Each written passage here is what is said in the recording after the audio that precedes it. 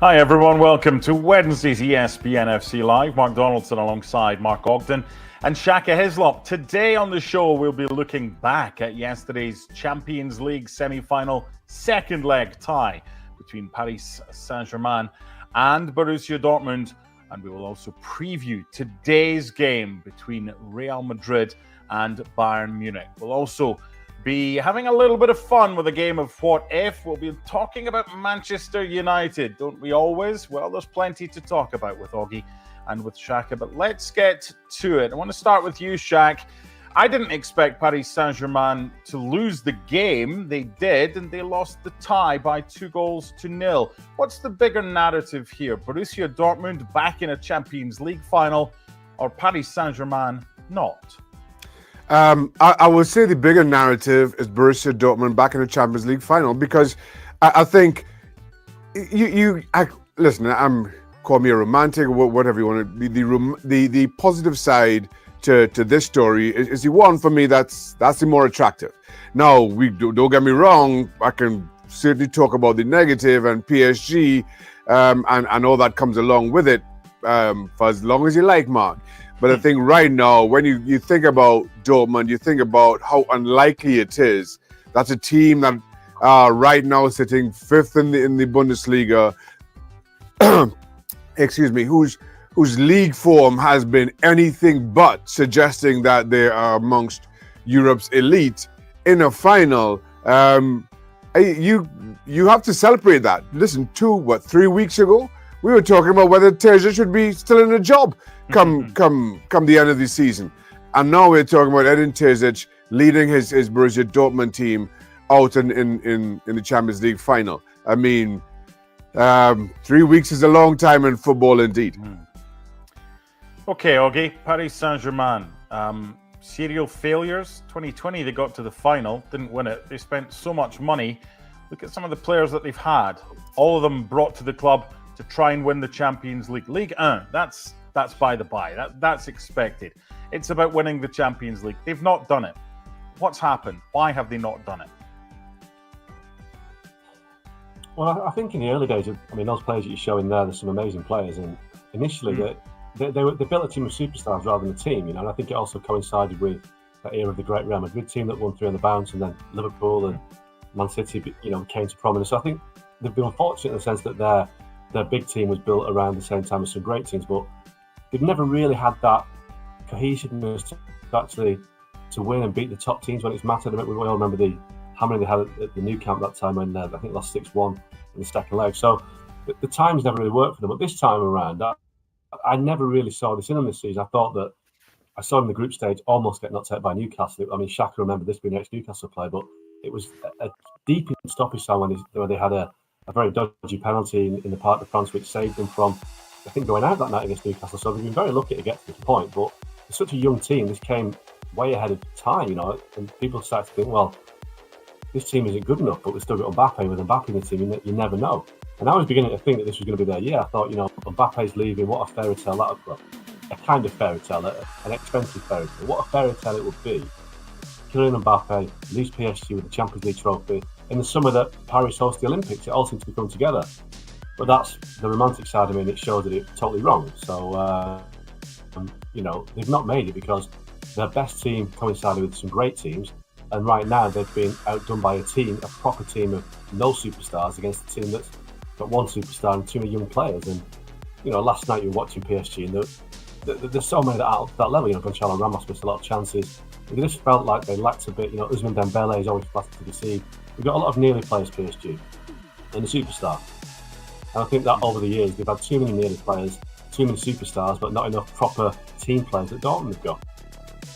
You've both mentioned being romantics, which is lovely. It's not quite Valentine's Day, and I understand that. Shaka, speaking of romantic tales in football, do you think it's a good thing that the 5th best team in Germany right now are through to the final, and the best team in France are out of the Champions League?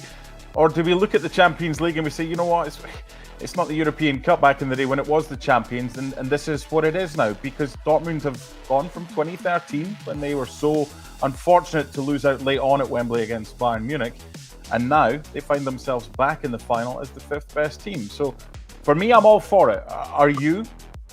It is what it is. You earn the right to play in a Champions League final. Dortmund have done that. Their league position has absolutely no bearing on this, and so whether it's a good or bad thing, I am totally indifferent. But this isn't new. When Liverpool won the Champions League, I'm pretty sure they finished fifth. When Chelsea won the Champions League, they were fifth as well. If memory serves correctly. So this isn't some kind of new phenomenon. I mean, when Liverpool and Chelsea won it, it was celebrated as the Premier League being so strong. Now, to try to paint the team fifth in Bundesliga, in any other light, I just think is disingenuous. Dortmund came through a difficult group, same group that PSG and Newcastle were in, that Augie mentioned. And while, yes, in terms of the semi-final into final draw, was it quarter-final to finals? It was the easier half of that draw. You take what luck that affords you, and you make the most of it. And I think credit to Borussia Dortmund, because I don't think anybody, well, maybe a couple of exceptions that make the rule, saw Dortmund getting to a final. I'm not sure how many Dortmund players saw themselves getting to a final, but credit to them for incredible performances, particularly against PSG when nobody thought they could do it. Okay, I want to bring up this fifth in the table from the perspective of Eintracht Frankfurt fans, and people are like, what are you talking about that for? Well, they are sixth in the table. And if Borussia Dortmund win the Champions League and finish fifth, they don't get above RB Leipzig, then Germany will have 6 teams in the Champions League next season. So for a nation as a whole, from the national side to Bayern Munich's not demise this season, they've just run into a buzzsaw. You kind of got to look at German football now in a far better light than a lot of people were looking at it, both domestically and internationally, just a few months ago. Yeah, absolutely. And, I mean, Gassi tested that will be the Euros this summer, because the national teams had a terrible 2 or 3 years and some terrible times at tournaments recently. But I'd imagine they're going to the Euros buoyant on the back of the success of the domestic teams. Leverkusen, as we know, an amazing season. They could win a treble without losing a game. That'll be unprecedented, I think. Bayern Munich have been disappointed, but they could win the Champions League, and obviously Dortmund to get into the final. So German football seems to be in strong health. But ultimately, does this say that the Bundesliga is a strong league, or does it say that the other leagues are, squeezing the pips dry? I guess I'm talking the Premier League. I mean, I was saying that the top 4 or 5 teams in Germany are better than the Premier League top 4 or 5. Well, that's debatable, but I guess in Germany the teams have it easier, I guess, to get to where they want to be, because their leagues are more conducive to success. That their players have a winter break. Their players don't play as many games, so when they get to this stage of the season, the business end of the season, they're more able to perform at their best. Whereas you look at the Premier League teams, I guess that they're running on empty at this stage of the season. Look at Liverpool. They were flying about a month ago. Now they can't get a win. So I guess the Bundesliga has a lot of positives, and one of the positives is the way that it makes sure that its top teams are able to compete at the highest level right at the end of the season. So that the whole package of the Bundesliga is very strong, because it's not just the quality on the pitch, it's the quality of the pitch and how they look after their players, how they look after their teams, and how they ensure that when they get to this stage of the season, they can still compete and go strong and win the big trophies. Schalke, back in 2012, Borussia Mönchengladbach sold Marco Reus to Borussia Dortmund. 12 months later, he was at Wembley in a Champions League final. He's still at Borussia Dortmund. He's now 34. He came very close to winning in 2013, but that late Bayern goal gave them a 2-1 win. If he wins the Champions League with Borussia Dortmund, could he be tempted, even though he might think he's got a little bit left in the legs, could he be tempted to say, you know what, life doesn't get any better than this, and just say, I'm done? Yeah, absolutely. What a way to sign off that would be for Marco Reus. Incredible servant to Borussia Dortmund, as you mentioned, incredible footballer. He really was. And as good a footballer as he was, you just wonder about the injuries and the timings of them, and how that impacted how maybe his own reputation and how he'll be remembered. for those who saw anything of Dortmund over the years, for those who followed German football even a little bit, I don't think Marco Reus's abilities have been underappreciated. Incredible footballer, and there aren't many opportunities to sign off in that kind of way, to sign off at an absolute high, and this certainly would be one for Marco Reus in a season where, again, and as per this discussion goes, it's full of romantics. How good would that be for Marco Reus? But in all seriousness, it's a decision he makes. He'll be tempted, I'm sure, but then, knowing the footballer's mindset, we also want to give it one more go. If I can do this for Borussia Dortmund, if I can get to this level of the game, maybe I can just churn one more season out, either here at Dortmund, or maybe I take a step down to a club who's playing maybe in Bundesliga, but the expectations are a little bit lower, and be a part of that setup. Saying goodbye to the game is hard for every footballer. As Peter Beardsley once said to me back in the Newcastle days, you're a very long time retired. So you keep playing until you can't play anymore. Or you could pull the gloves back on and go to Grenada for their 100th anniversary and show how good you once were.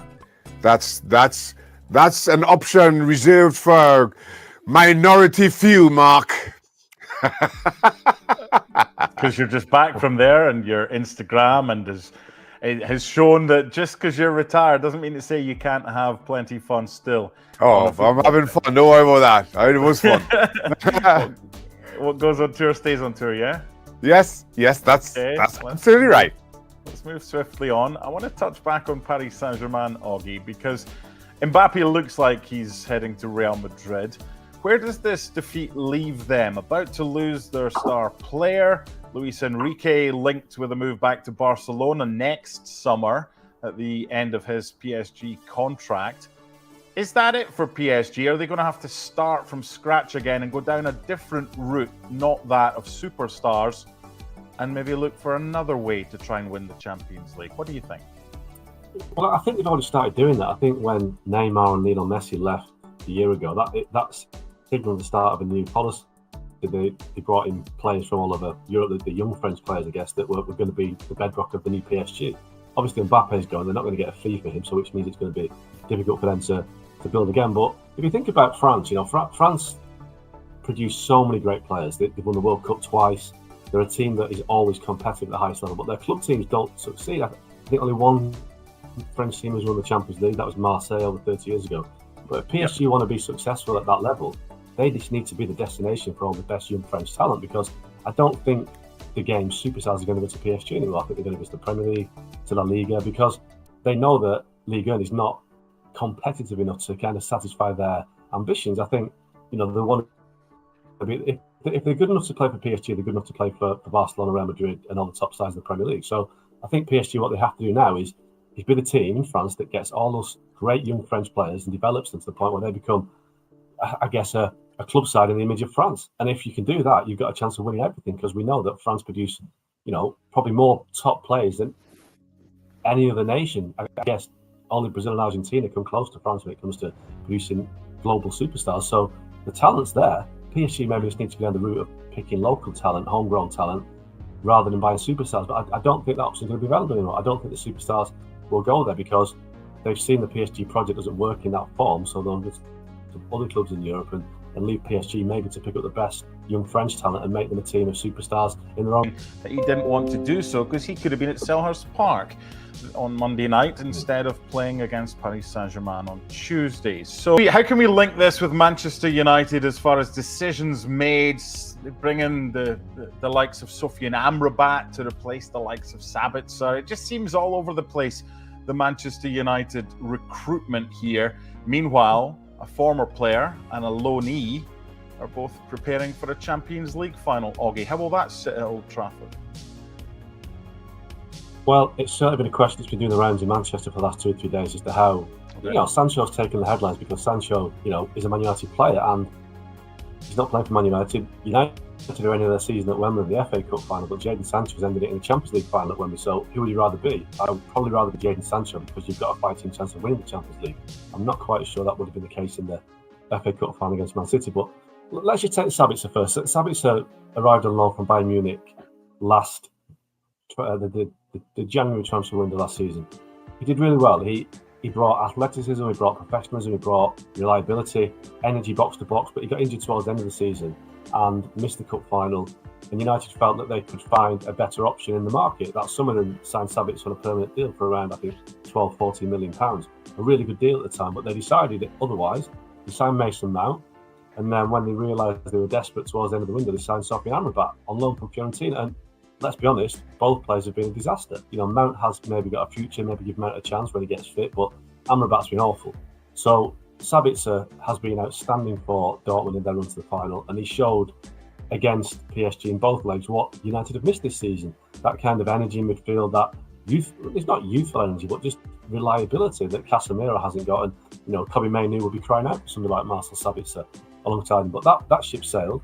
Sancho's a different matter. Obviously, Sancho dealt with it. So we've taken Salah inside, had a conversation, moved on. His heels in and left the situation where Sancho was training on his own for 3 months. He's gone to Borussia Dortmund, and Edin Terzic has rehabilitated him. He's made him a star performer in the Champions League semi-finals. So, for me, this is all on Erik Ten Hag. This is Ten Hag's poor management of Jadon Sancho. He's mismanaged the situation. But you could argue that he's mismanaged Marcus Rashford this season. He maybe mismanaged Cristiano Ronaldo last season. He's mismanaged other players. And I think, Jadon Sancho should be a Man United player now. But as it stands, he probably won't want to go back to Man United. Why would he want to go back to Man United with or without Ten Hag? Because United right now are in the mess. Jadon Sancho is looking at Antony on the right, thinking, why am I not playing ahead of Antony? And Ten Hag's favoured Antony. So Sancho has been a big winner in this scenario. Ten Hag's been a big loser. And I think Jadon Sancho might walk over the Champions League winners' medal this season. I think there's no way I'm going back to Manchester United. He can think better. He can aim higher than that.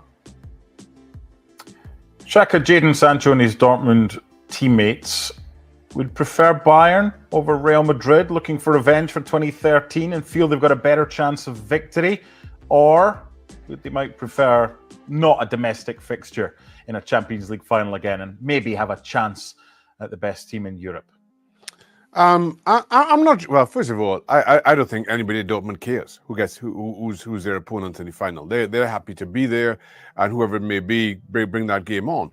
But obviously, Dortmund, as a team, would know Bayern individually and their threat collectively better maybe than they know Madrid. Not that Madrid should be a secret to anybody in football, but they would have that experience of going, standing shoulder to shoulder on the same park with Bayern Munich and kind of understand that dynamic. I think also just in terms of who the opponent may be, they both come into this with a different mindset. Bayern's entire season hinges on winning the Champions League, given what's happened domestically for them. For Real Madrid, they're Spanish champions. They are playing with confidence. We know what the Champions League and Real Madrid and how those two kind of go hand in hand. And so which is the bigger psychological threat, if I can call it that, in terms of the two possible opponents and their mentality coming into this one.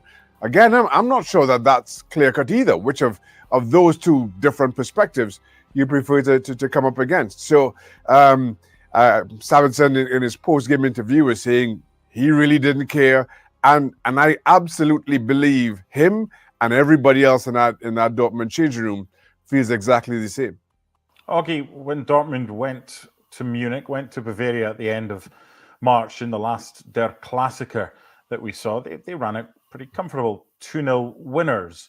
The fact that Xhaka is saying that the players aren't really fussed, do you think there are some that want revenge for 2013 in the knowledge that, hey, we've got their number, we beat them recently, and we don't fear this Bayern Munich?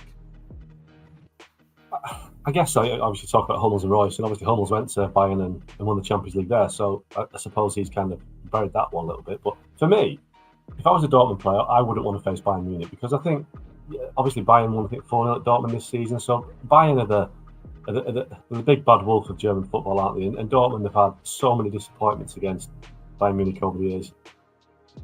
Primarily the Champions League final back in 2013. So if you're in a Champions League final, if you're in a European final, you don't want it to be a team from your league. It takes something away from it, I think.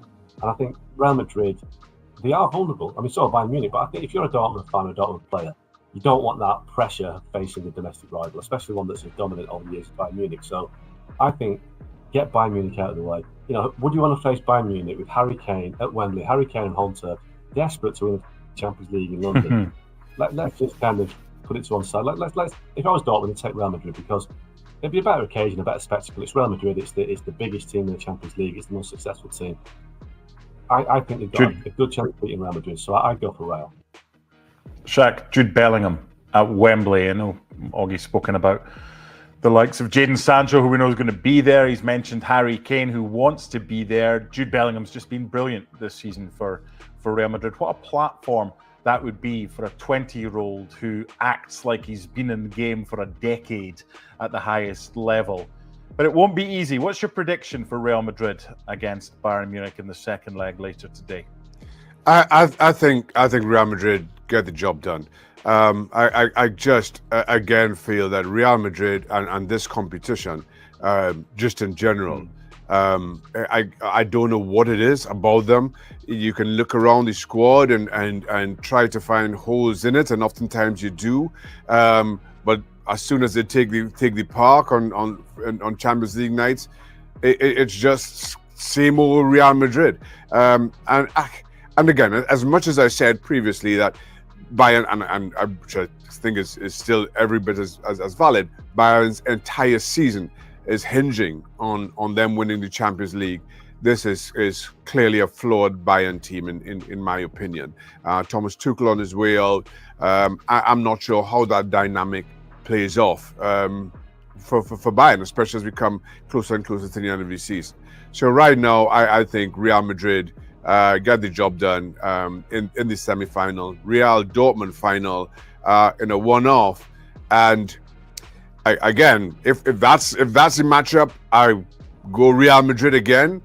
But I think it's going to be it may be a far tougher test than what certainly league forms for each club certainly suggests. The Dortmund that play in the Bundesliga, somehow it's the same name, same numbers on the backs of the shirts, but it's a totally different team that plays in the Champions League. Okay, who you got later today? Yeah, I've got to go with Xhaka. I think I've been at the Bernabeu. It's an amazing stadium. It's one of those stadiums a bit like Anfield where the home side's got such an advantage. The crowd just know what to do, just like the players do. I think Real Madrid will overcome Bayern Munich. I think there's going to be goals. I think it's going to be, it could end up 3-2 or something like that, because I think both sides are vulnerable defensively but great going forward. So I'm going to go for Real Madrid 3-2 tonight. So it's going to be a heavy scoring second leg. Okay, I'm going to finish off with a game of what if, and I want to keep on the Champions League theme. And the whole purpose of this is, what if something that we think is going to happen doesn't actually happen? What would happen as a result if it doesn't happen? Chaka, what if Kylian Mbappe doesn't go to Real Madrid next season? Where does he go? If Kylian Mbappe does not go to Real Madrid, I think he stays at PSG. I think it's Real Madrid or bust at this point. I'm not sure who else can afford him, who else maybe has figured out what role he plays in their squad. If it's not Real Madrid, it's Man City. I'm going to go Real Madrid, PSG second choice, Man City third, nobody else in the reckoning. Portsmouth, West Ham, Trinidad and Tobago. Come to Grenada.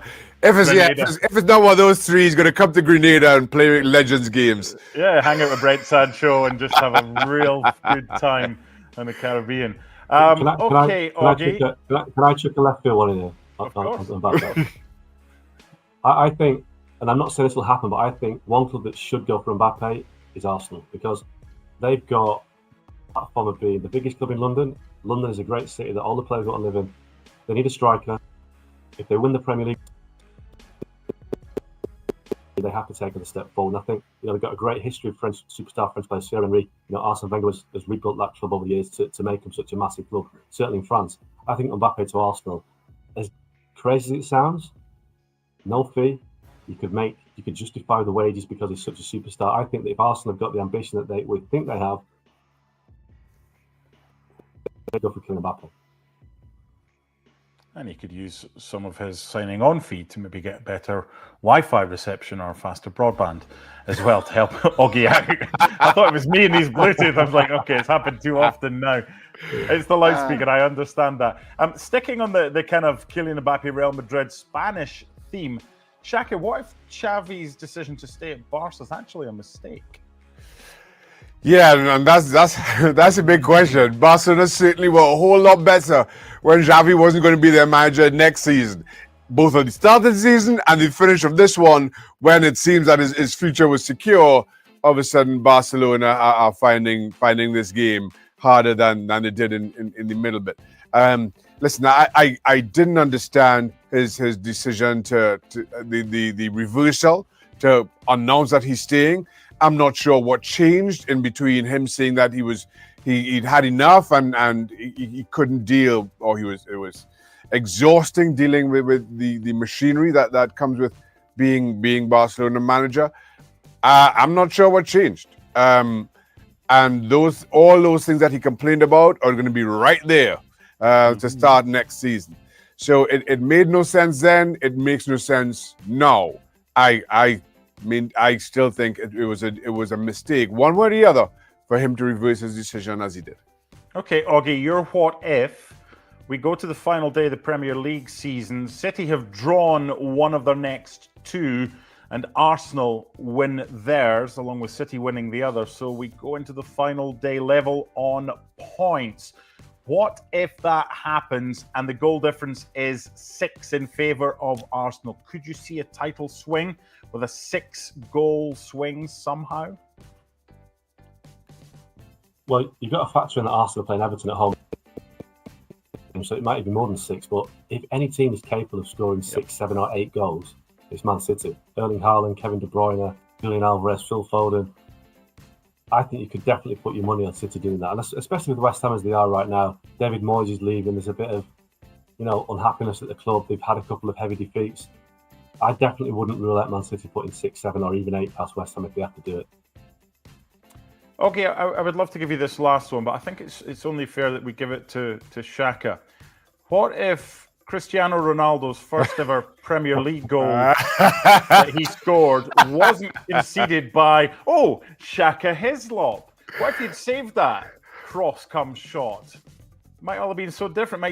He might have been Anthony, or he might have been Jadon Sancho if he hadn't apologised. If you'd saved that, it might all have been so different, Shaq. Exactly. That's what I was thinking, Mark. If I through understanding the big picture around football, didn't through the goodness of my heart allow that free kick to go in, Cristiano Ronaldo might have been frustrated and had to go to Dortmund on loan or something like that. Who knows? That's a big problem, Mark.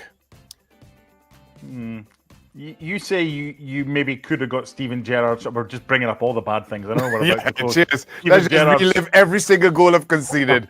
Yeah. What were you closer to? Gerrard in the cup final in 2006 or Ronaldo's free kick? I was closer to Ronaldo's free kick. This free kick, he whipped it in the near post, and what did me was Paul Scholes made a near post run. Nigel Quasi followed him in. And both players narrowly missed the ball. And I played for the touch. Which obviously neither of them got. And the ball kind of sailed or went into the far post. Steven Gerrard's was just, I was just a long way away from that. I don't think I was getting that at 37 years old as I was in 2006. I felt that had that been 6 years earlier, I would have.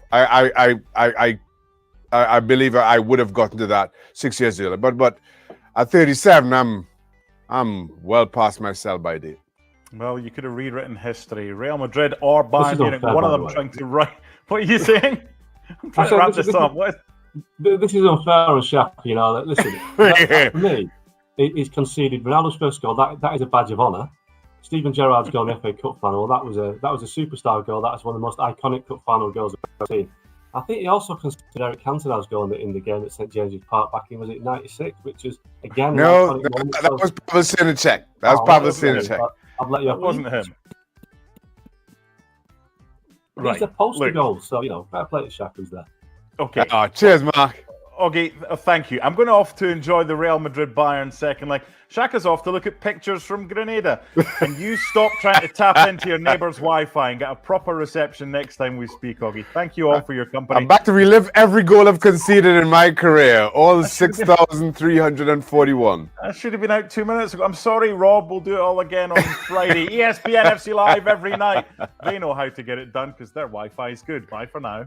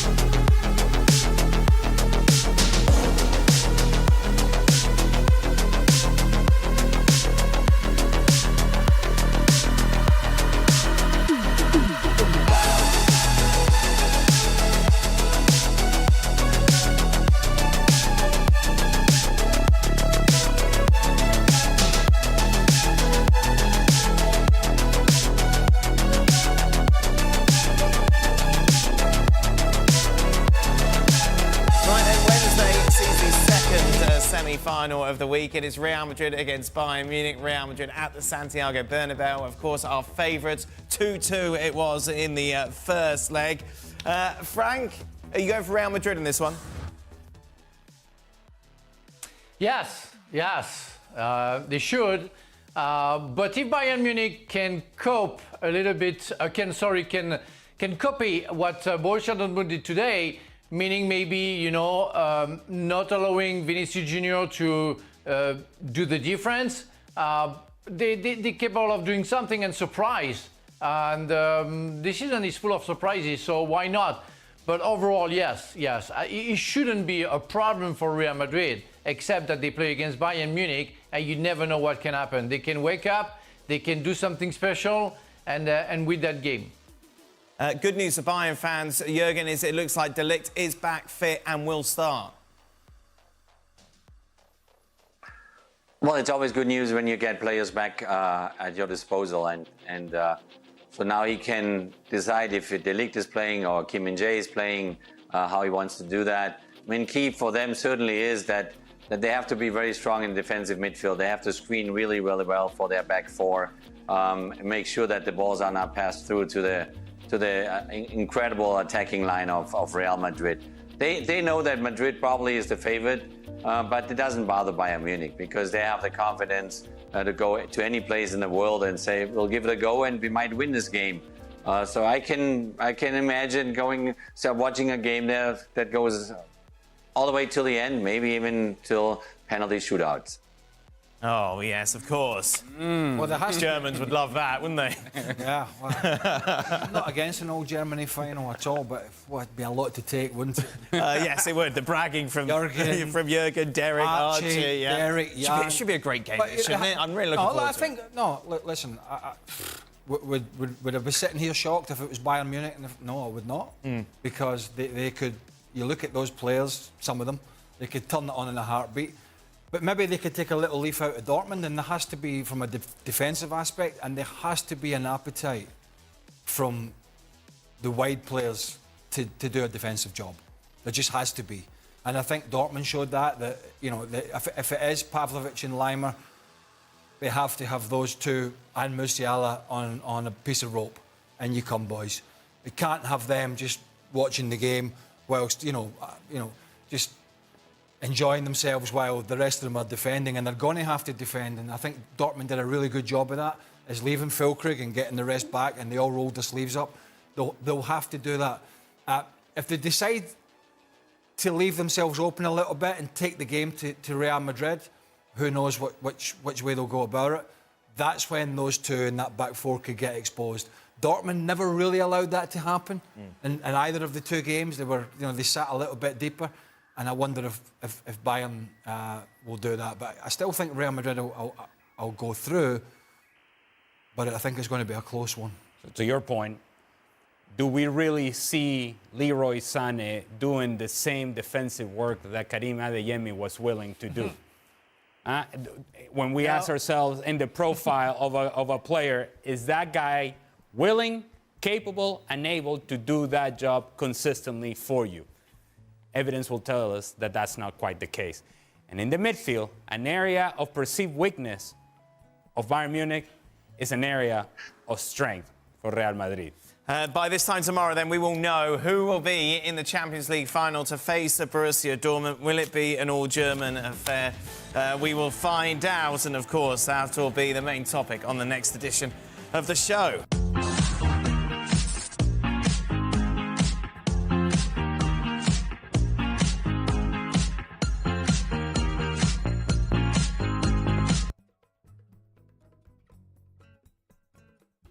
Keeping down, and he wasn't his own. It's too easy. The guy is huge, he's tall, he's talented.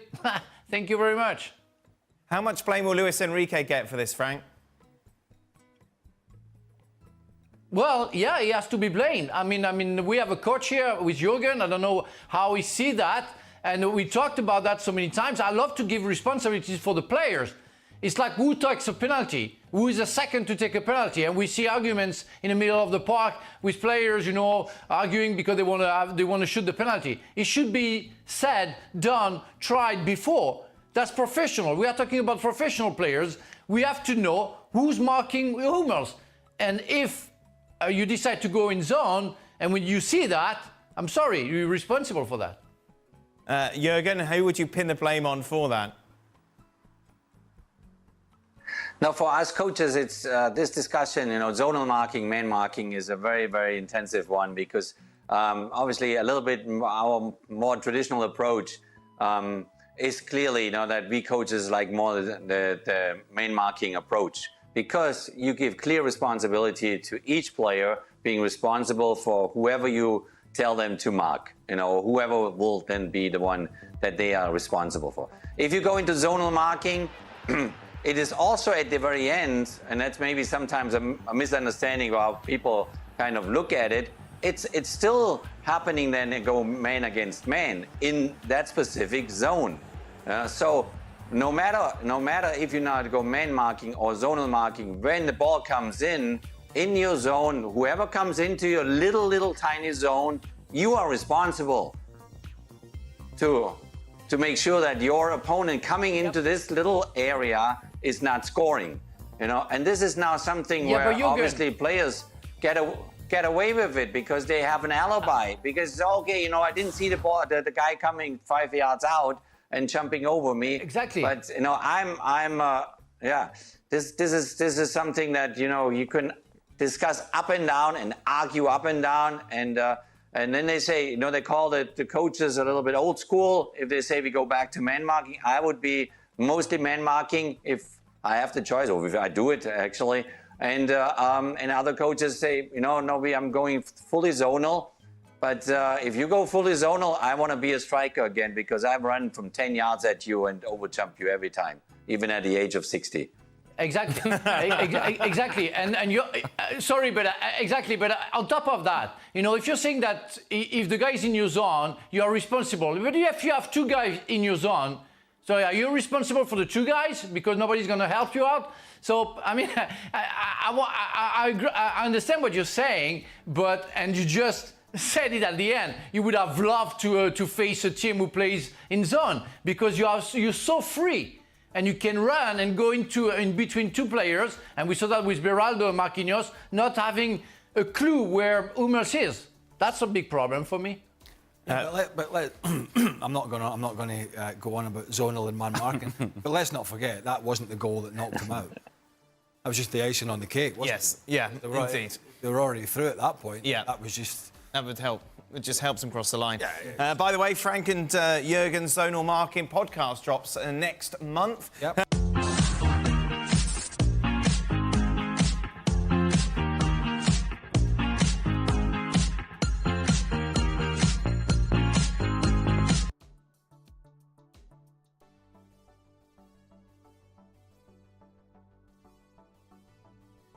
Over the two legs, a very good performance, very positive performance. Defensively, it's very strong. Obviously, Paris Saint-Germain hit 4 times the woodwork. Tonight, 2 times in the first leg. And so you can talk about a bit lack of, just not lucky enough or kind of fortunate enough in a certain way. But there's a reason, there's a reason why you're not going through to a final. With all the chances that Paris Saint-Germain had, and we were all talking about Mbappe in the second leg, and he will be the difference maker. He will come in and show up, and unfortunately that was not the case, not the way he wants it to happen, because he's obviously the outstanding player on the planet at the moment, but he was not able to put his stamp on these 2 semi-final legs with Borussia Dortmund. Dortmund did it very, very solid, very strong, very tough as a unit, very tough as a team, physically present, and good leadership by the older guys in the Dortmund side, especially Mark Hummels, and they got the job done. But if you're Luis Enrique, obviously you're frustrated, you're disappointed, you're down now because it was so much there for you to grab this final in Wembley for you as Paris Saint-Germain. It was a huge chance to do that, and they didn't do it. I was a little bit disappointed with PSG in the first half. They played like, okay, you know what? We have the whole 90 minutes. We don't need to necessarily score in the first half. So they didn't create anything in the first half. And we're not decisive enough. We're not physical enough, nasty enough that, you show your opponent that you want to go to Wembley. It's not you, it's me going to Wembley. They thought, okay, we come back then in the second half and then take care of business. But when Mats Hummels scored this header, the game was over. Even if they had these 4, hit 4 times the post. But you never really had the feeling that it will go in. It will never go their way tonight because PSG, and Frank knows it better than me, never gave you the feeling that they are so desperate and so hungry and so determined to make it happen. And Dortmund just kind of ran down the clock and played their way and were always a little bit dangerous on the counter break and got the job done. Is it just PSG are unlucky? No. No, Vitinha's unlucky, Mendes is unlucky. When they're lottery strikes, you know, he sails over the bar, hits the woodwork, goes in the top corner. That's a little unlucky when you're shooting from that distance and clipping the post. Could go anyway. The other stuff is just bad finishing. So I don't think they're unlucky. They were not good enough. They were not good enough. They had a great opportunity against one of the weaker sides on paper in the competition. Ironically, it turns out they've been one of the stronger sides. Dortmund have been brilliant in the Champions League, very average by their standards in the Bundesliga. You got Mats Hummels, who 18 months ago, I don't think anybody thought he could play at this level anymore with that kind of quality, particularly with the legs going. But he led Dortmund again. You know, when somebody needed to come out and close, there was one incident in the second half where it was it might have been Vitinha or Zaire Emery, whoever it was, got the ball 25, 30 yards from goal to take a strike, and it was Mats Hummels, not a midfielder, that comes sprinting out to shut it down, put his body on the line. That's just, as Jurgen said, that's desire, that's effort. And 180 minutes plus injury time against a defence that's not renowned for being rock solid. PSG have not scored, and spare me the woodwork sort of stories. They were not good enough. And Dortmund were superb, organised brilliantly. I did not think they could do it for 180 minutes, maybe 90, not 180. But fair play to them, fair play. They deserve to be in the final. For some context, if we want to talk about what Borussia Dortmund have been in Bundesliga, their last shutout was in their Klassiker, March 30th. So we got to go back more than a month ago to find a shutout. And now, in the last week or so, 2 shutouts against what we consider to be one of the strongest teams in Europe, against potentially the best player in the world in Kylian Mbappe. And so you have to wonder, is there an element of good fortune? Yes, of course. But in order for you to advance in this competition, you have to have some of that. But there's also an element here of PSG, and I think Jurgen just touched on it, how there was so much lacking in urgency and in understanding the magnitude of the moment. Why do you need to wait until the last 10, 15 minutes so that you actually have sustained pressure, wave after wave after wave of attack? We think of the magical nights in Europe, and we think, say, for example, Anfield. When Liverpool are jumping and are electric and Anfield, there is wave after wave after wave of attack, and it's impossible to withstand that sort of pressure. I was expecting something similar to that from PSG from the start of the match, and it wasn't. It was sideways and back and slow and slower and predictable, and it just allowed Borussia Dortmund to comfortably sit in their shape and say, we'll work this side-to-side stuff because you're not really threatening in behind. And to that point of threatening behind, while I understand that there wasn't a whole lot of space, it wasn't until the 80th minute that we finally saw Kylian Mbappe with a diagonal movement that got in behind Nico Schlotterbeck and ahead of Mats Hummels. The 80th minute is when we see Kylian Mbappe getting in behind. While I get it, and before we go crazy on this, I understand that Dortmund's shape was good, but there were moments where there was something else to be done, to threaten him behind, to force him back so that you can have the space underneath, and that never happened with any sort of urgency, with any sort of intensity. It wasn't until the last 15 minutes where you actually saw wave after wave after wave of attack. Too late. By then, too late. This should have been the rhythm of the game to begin with, and it wasn't, and it allowed Dortmund to grow in confidence and eventually score a goal and put this match away. Frank Leboeuf, how do you explain that nonchalant start to this game from PSG? Well, it's always hard to be the last to speak and to find something different than the others, but it's a mentality. It's the involvement you want to put on the game or you don't want to, and it was clearly what happened today with Paris Saint-Germain. It was a crazy atmosphere before the game, with the fans being there for 2 hours before the game, putting fantastic tifos and everything. And as soon as the game started, the atmosphere went down, because the Paris Saint-Germain didn't put all ingredients that you need in the semi-final of the Champions League. And Ali just finished his explanation with that. The craziness. Something more than the others. Like you are kind of desperate to get something out of it, and you go for it and you try something. David Ginola was speaking on the French television, say they try something and then they go back and they give the ball back to Vitinha or Marquinhos, and they start again. They try, They never tried to change for Mbappe, who sometimes was on his own, or Dembele starting from right to go to left, starting from left to go to right with a big round range, but they didn't try anything. So we have the tendency to also find the problems in the game, where I want to first put, for me, how strong and clever Borussia Dortmund have been on the two legs, and the way Mbappe was unable to work on that because of the covering that they made when he had the ball. But again, and the guy talked about that. They didn't try. They didn't go for it. They were thinking. That's the problem with nowadays games, where you try to have the possession of the ball, but you forget the spirit of the game, scoring a goal. If you have 530 passes, 30 shots, and you hit 4 times the post, and you don't score a goal in one game, you have a problem. You really have a problem. And on top of not putting all ingredients, there was a lack of efficiency clearly for Paris Saint-Germain today. Do you know all these stats that say, whoa, you know... Is that what they say? Yeah, well, maybe they do. I don't know. You know, I know they're weighted heavily on PSG's favour, particularly in this game. But I still don't feel that they were brilliant. In fact, I don't think they were much better than just above average. And maybe that's down to Dortmund as well, but I think a big piece of it is them.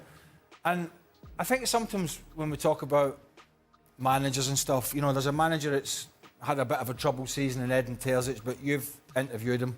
God bless him. And what a lovely... I think I was the inspiration. Yes. But I think he's a genuine guy. Oh, he's a great guy. He was lovely. You know, and we see a lot of these managers coming out and, you know, press conferences talking nonsense and stuff. He just, whenever you see him, he sort of wears his heart on his sleeve. He gives you an honest answer. And so I think there's certainly a piece of me that when you look at this club, when you look at likes of Hummels at the back and, you know, what he's got available to him, which is not what some of these other clubs have, then you got to feel quite pleased for him and what this is going to do for the end of their season. I mean, the Borussia Dortmund fans at Wembley are going to be absolutely brilliant. Just how competitive they're going to be if they can continue this form in the Champions League, maybe they will be, remains to be seen. But, you know, I think you have to at times be pleased for a manager who, at the start of the season, you're thinking, right, what does this season hold for them? They're not going to probably win the Bundesliga, which they're not, and they haven't. And they're probably not going to be anywhere near the Champions League. And yet here he is going in to this final in June, whatever it is, and, you know, he's going to be leading his team out. It's an amazing story. It really is, Jurgen, especially when you consider how they ended the season. Last year, of course, shooting themselves in the foot, handing the title to Bayern Munich, yet they come out, struggle domestically. He's been sacked 3 or 4 times pretty much this season, but has hung on. How much credit should he receive for what he's done with this group of players to get them into a Champions League final? Edin Terzic should receive a lot of credit for what happened just now with Borussia Dortmund this year. Obviously, how they finished last year with this huge disappointment to lose the German championship on the last day. You know, he was down, he was attacked, accused, offended everywhere, all over the media world, obviously in Germany. It was tough weeks, tough months for Edin. He pulled himself together and says, you know what, I'm going to go forward, I'm going to go through that and figure out a way to manage it. And then came another very difficult season for him with Bayer Leverkusen running off and winning the German title, first time ever.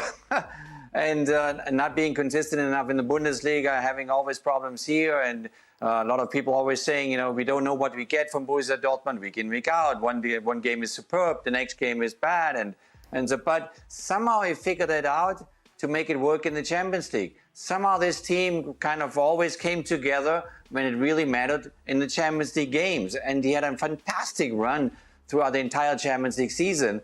And now then the final at Wembley. And this is a little fairy tale story on its own with Edin Terzic in charge of it.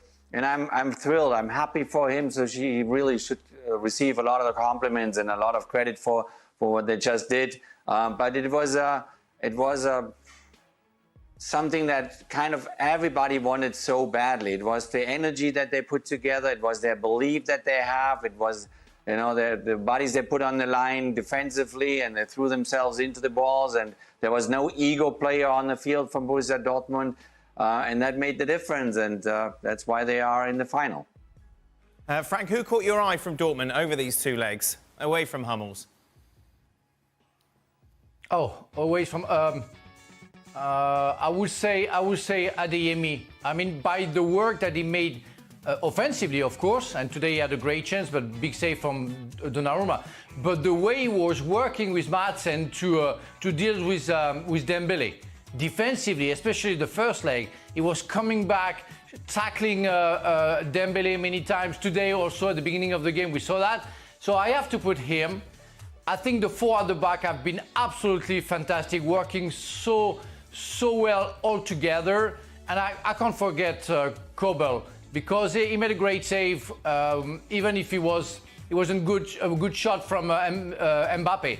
He had that move with his left arm and then put it in a wood on a post. So I would say most of them, but Adeyemi and of course Hummels have been absolutely tremendous. The two legs. Yeah.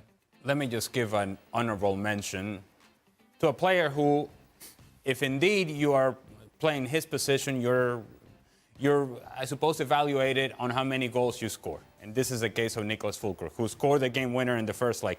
But today, his job may go unnoticed and unappreciated by most, but it was so important. And in playing this sort of old school back to goal, it's me against the world. And whenever that ball comes out, I have to be strong enough to hold it just enough so that then we can get out on the counter, so that then we can relieve some pressure. And he did that fairly well for the first 60-65 minutes. And it allowed Borussia Dortmund to, at the very least, have a threat in the counter. And in order to do that, you're not thinking about goals.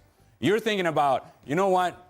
This may not go in the score sheet. This may not be appreciated by most, but this is critical for our success today. I'm going to have to hold it up so that Adeyemi can run in behind, so that there can be other runners coming from behind. But first and foremost, when that ball comes out, I'm going to have to hold it and withstand the pressure of the defenders that are trying to get that ball and create a turnover so that they can go on the attack again. So if I lose it, they're attacking again. But if I keep it, now it allows us to get out. Jadon Sancho's in a Champions League final, Craig. It's amazing for him. I mean, he had this great game in particular in Dortmund. We talked about it. He hasn't, I mean, to be fair, if you go and look at his Bundesliga games preceding that, they have been inconsistent.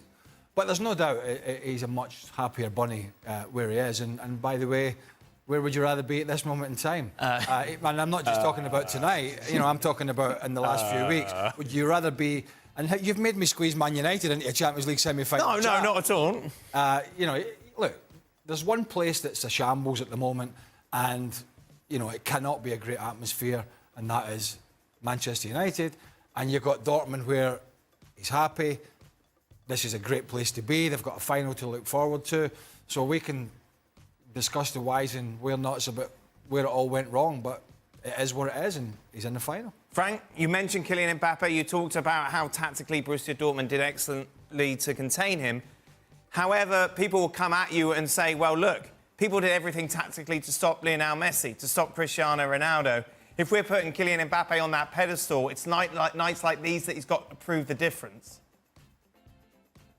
That's true, and they would be right. And I was frustrated. The first leg, we didn't see anything, but we say, okay, maybe. And Jürgen, you alluded it at the beginning of the show, saying that we were expecting something. It never happened. It's like he never wanted to go into the game and take the lead and say, okay, I'm going to show you guys, how we're going to go for it. Dembele tried a little bit, was quite inconsistent at some point, but we never saw Mbappe. He was trying to do something, seeing that he couldn't go. He was coming back and giving the ball back to either Fabian or Reus and or Vitinha. He never tried. He never went for the challenge. And it's why I was frustrated. If you have a player with that talent, Messi would have gone for it. Ronaldo would have gone for it. Maybe they would have been stubborn. But he never tried. And that's very frustrating, because you know the talent that he has, and you know that he can create a difference, and he didn't today. How do you explain that, Jürgen? Well, his head is somewhere else, maybe. His head is full, or he's too worried about what comes up next, in his career, which is all understandable. But this is the game where you have to show up. This is the game where you as a manager, you hope that your leader, your best player, will prove a point, and you put all your cards into his basket. And he was not able to do that. He was not able to make the difference or send out signals during the game. Also emotional signals, not necessarily has to score a goal right away or get a penalty or whatever, but he has to do something with his body language, with his energy to kind of pull with all the other guys in the right direction. Right then, to the Premier League, of course, the title race is going to go right down to the wire. Arsenal, interestingly enough, are playing Manchester United, of course, on Sunday. Manchester United grabbing all the headlines for all the wrong reasons once again yesterday. After that 4-0 defeat against Crystal Palace, you want some facts? They've conceded 81 goals in all competitions. That's the most in a season. The season hasn't even finished yet since 1977. 13 Premier League losses in 35 games. That's the first time ever in the club's history. They have let opponents have 317 shots since New Year's Day. That is the most among every single Premier League side, including the likes of Sheffield United. Casemiro was dribbled past 8 times versus Palace. Is that good? That's the most in a Premier League match this season. Ten Hag actually was pretty honest, wasn't he, afterwards about everything? And he was asked about whether or not he's the right manager. Absolutely. Fair play. What else is he going to say? He's not going to say, no, sack me now, don't worry about compensation. No, what's he going to say? Wow, that was pants. Frank and Jurgen are still with us. There was so much demand for you yesterday. It was crazy. Really? People wanting to hear your opinion on what happened at Selhurst Park. I'm not having that. No, honestly, there was. It was frightening. Interesting. People like you. All 4 of them. But yeah, some people just like to see you angry, one of the two. Another new low almost, wasn't it? Yeah. Look, if it had been an exception to the rule, we could you can brush it under the carpet, and say, well, look, they have all these injuries. Everybody keeps mentioning injuries. And you can sort of say, OK, that was a one-off, but there has been so many of these. Maybe that was, I'd have to go back and look, but maybe that was one of the worst. But there's been a lot. So I don't think it's... The only reason it's survivable for him, in my opinion, is if they don't have the appetite to find somebody else and they don't think that person is out there. And we all know the Bayern situation and they're struggling for a manager and Thomas Tuchel is leaving. He may leave a Champions League winner again. So we don't know that. But I think... And not to say Erik ten Hag is a bad manager, because he's had success at Ajax, but he's clearly lost his way here at this football club. The way they're playing, we know they can't defend, we know they have those injuries, but even when they've had fit players, teams have been pummeling them. Average teams have been pummeling them. The graphic said about the shots since New Year, since the turn of the year, it's been incredible, really. And it doesn't matter who they're playing. It could have been Bournemouth, it could have been Burnley, it could have been Luton. Could have been anybody. Coventry. Didn't have to. Coventry in the FA Cup. They were absolutely clinging on. So it's not like it had to be Man City, Liverpool or Arsenal and they were getting a tonking. The fact that they had those 2 results against Liverpool were amazing in themselves and really scuppered Liverpool's season. But I honestly don't think it's survivable. I just don't see... and by the way, it's not just him. And there's been rumours that there's a lot of players going to go in the transfer window, but the trouble is it's easier to get rid of the manager than it is a bunch of these players. You look at Casemiro, he's been the one everybody's talking about because he's on this long contract, but he's a quality player who just can't do it anymore. Some of the other ones are wannabes. They're just wannabes, and you've got the likes of Anthony and others, Marcus Rashford. They're stuck with these guys on huge wages. And for Anthony's part, they've paid a huge transfer fee for him, which you can't look away from the manager, because he pushed for it. Anybody, you can talk about the injuries all you want. There is no excuse, in my opinion, because the picture has been painted over the whole course of a season, not just what we saw yesterday at Selhurst Park. And for all those reasons, I think his position, for the investment that's put into the club, is simply untenable. Jurgen, what if you get a phone call from Sir Jim Radcliffe? He says, Jurgen, I love you as a coach. I'm not as keen as you swearing on television as you do, but we'll get past that. Looking at what you would do if you would take over at Old Trafford, how do you fix this as a coach? Is it fixable? Listen, you cannot judge it from the outside. You have no idea. So what we can judge, all of us, obviously as fans, is oh, they played good or they played bad. They won or they lost, you know, and then we make up our minds and say they have a catastrophic season, which they had, you know. So they have 2 more games to go, and then the season is over, and they have a lot of work ahead of themselves in the off season. A lot of work. You know, need to make decisions. If it's the manager, if it's players, if it's a lot of other things that we don't know. We don't know. We are not sitting on the inside. So only people on the inside of Man United can really kind of make a judgment, and obviously they have to make decisions then how they want to move forward. But it's obviously for every football fan, especially if you're a football fan of Man United, it's a very difficult period of time, because we are used to see Man United always in the top 4 of the Premier League. We see them always in the final 8 of Champions Leagues, and having seen them playing this way, especially now, like the game against Crystal Palace, is highly disappointed. But you cannot give them any advice from the outside, because you don't know what goes on the inside. Borussia Dortmund made it through to the Champions League final last night after a 1-0 win over PSG. The game, of course, was live on TalkSport. So, at 25, with no European titles to his name, would you break the bank to bring Mbappe to your club? Kylian Mbappe leaves the field for the final time as a Paris Saint-Germain player in the Champions League. The moment they've won that, they're all celebrating with their fans. Not one Dortmund player went to Mbappe to swap shirts. Good players can have bad games. We saw that tonight with Mbappe. Yeah, of course. We saw that tonight. I do think Mbappe's overrated. 4 semi-finals, he's had not one goal. In the Champions League, not one goal. You expect him to score in these big games. Can you call Mbappe overrated? It's a good question. Yeah, there's going to be no fairy tale ending for Mbappe at PSG after the French side crashed out of the Champions League. The game was live on TalkSport. If you want to have your say on that, you can. 03717223344. Let's talk a bit of Kylian Mbappe, shall we? There is no doubt he's an absolute superstar. There is no doubt he's one of, if not the best player on the planet, right? That's up for debate. Other people have got their favourites, but he's definitely in the conversation, right? The guy's got 161 goals and 177 games for PSG. Yes. League games. That is monumental. He's already won a World Cup. Yep. He scored 4 goals in World Cup finals, 3 and 1. So that puts to bed he doesn't score in big games? Yes. Okay. You say that. He's got 42 Champions League goals, only 3 of them in the last 16 onwards. Okay? So you could argue that maybe he doesn't score in the big games at club level.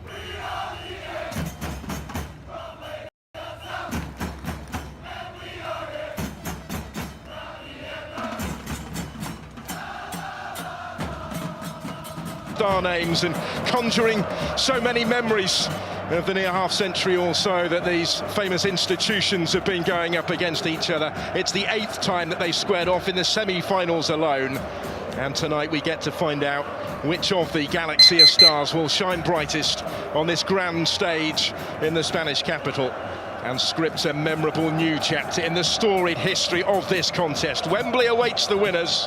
The prize is palpable. It will be settled tonight. Real Madrid line up like this. Andre Lunin in goal, Dani Carvajal, Antonio Rudiger, Nacho the captain and Ferland Mendy the back four. Federico Valverde, Aurelien Tchouameni and Toni Kroos in midfield. Jude Bellingham just behind Rodrigo and Vinicius Junior, although possible permutations to exactly how that Real Madrid attack will line up tonight. A tactical tussle in store against Thomas Tuchel's side, certainly. He's named Manuel Neuer in goal, Joshua Kimmich, Matthijs de Ligt, Eric Dyer and Noussair Mazraoui as the back four. Konrad Laimer and Alexander Pavlovic, big night for him in midfield. Leroy Sané, Jamal Musiala and Serge Gnabry in support of Harry Kane. Simon Marciniak of Poland, who refereed last season's final, is in charge today and is about to get the action underway. It will be Bayern to do so in their change kit in the black from right to left against Real Madrid, famously, of course, in the all-white. A huge roar from the Bernabeu, another of the special nights in the Spanish capital. And immediately it is the home side who launched the first foray forward. Vinicius Junior driving forward right from kickoff and winning the early corner kick, setting the tone, Kev. Yeah, early statement of intent, Phil. It was a great run by Vinicius Junior, actually. Really well tracked by Joshua Kimmich, though, who's been playing this position at right back really well in the last few weeks. He's got the acid test tonight. Toni Kroos is going to take this corner kick, right-footed from the Real Madrid left in towards Rudiger, rising. The German international in the heart of the Real Madrid defence, up for the set piece, did get something on it, couldn't quite guide it goalwards, and it is comfortably cleared away in the end, all the way back to Andre Lunin, who was a lonely figure just in front of his own penalty area. And Real Madrid will look to build again from just inside their own half, going crossfield from left to right to Dani Carvajal, the one changed to their team from last week's first leg, always likely to come straight back in after that one-match suspension that he served. A five-time winner of this competition in for Lucas Vazquez tonight. Bayern under a little bit of pressure here on the edge of their own penalty area. It's then cleared decisively by Dyer up towards the halfway line, and his compatriot Harry Kane, who got a touch to it, guided back again for Andre Lunin. 90 seconds in, it's been frenetic from the start. Yeah, good pressing from Real Madrid a few moments ago. Joshua Kimmich looked up and suddenly found he was being chased back towards his own penalty area. I do think the wide players for Bayern are going to be hugely important in terms of backing up those fullbacks. We'll see Gnabry, we'll see Sané trying to put that defensive work in to double up against those dangerous wide players for Real Madrid. Going to need to, aren't they, on a night like this? It's Bayern on the ball with Konrad Laimer inside the centre circle and towards the edge of the penalty area, and Sané with back to goal, appealing there that he was being held back. Had a little luck in the direction of referee Marciniak, who was content to let play continue, and then the challenge comes in on Vinicius Junior on halfway, out of play for the throw. Don't think there was enough in that, Phil, to be honest. Sané was complaining that he was being held by Mendy, but I think actually he did a good job. I think he got tight to him. I think there was a little bit of contact, but not much. But again, what we saw was Sané moving into that central area. We saw that a lot in the opening exchanges last week in Munich, and I think we might see that again. Gnabry and Sané will have licence to get into central areas and try and combine with Musiala and Kane. So many options, aren't there, as the ball is launched long by Rudiger here, and allowed to run by de Ligt in the knowledge that it was just going to escape and bounce behind and go out of play, despite the presence of plenty in white in the vicinity, trying to give chase. Well, we've had 3 minutes of this second leg. 2-2, remember, from the first game in Munich 8 days ago, with extra time and penalties if required. A possibility tonight.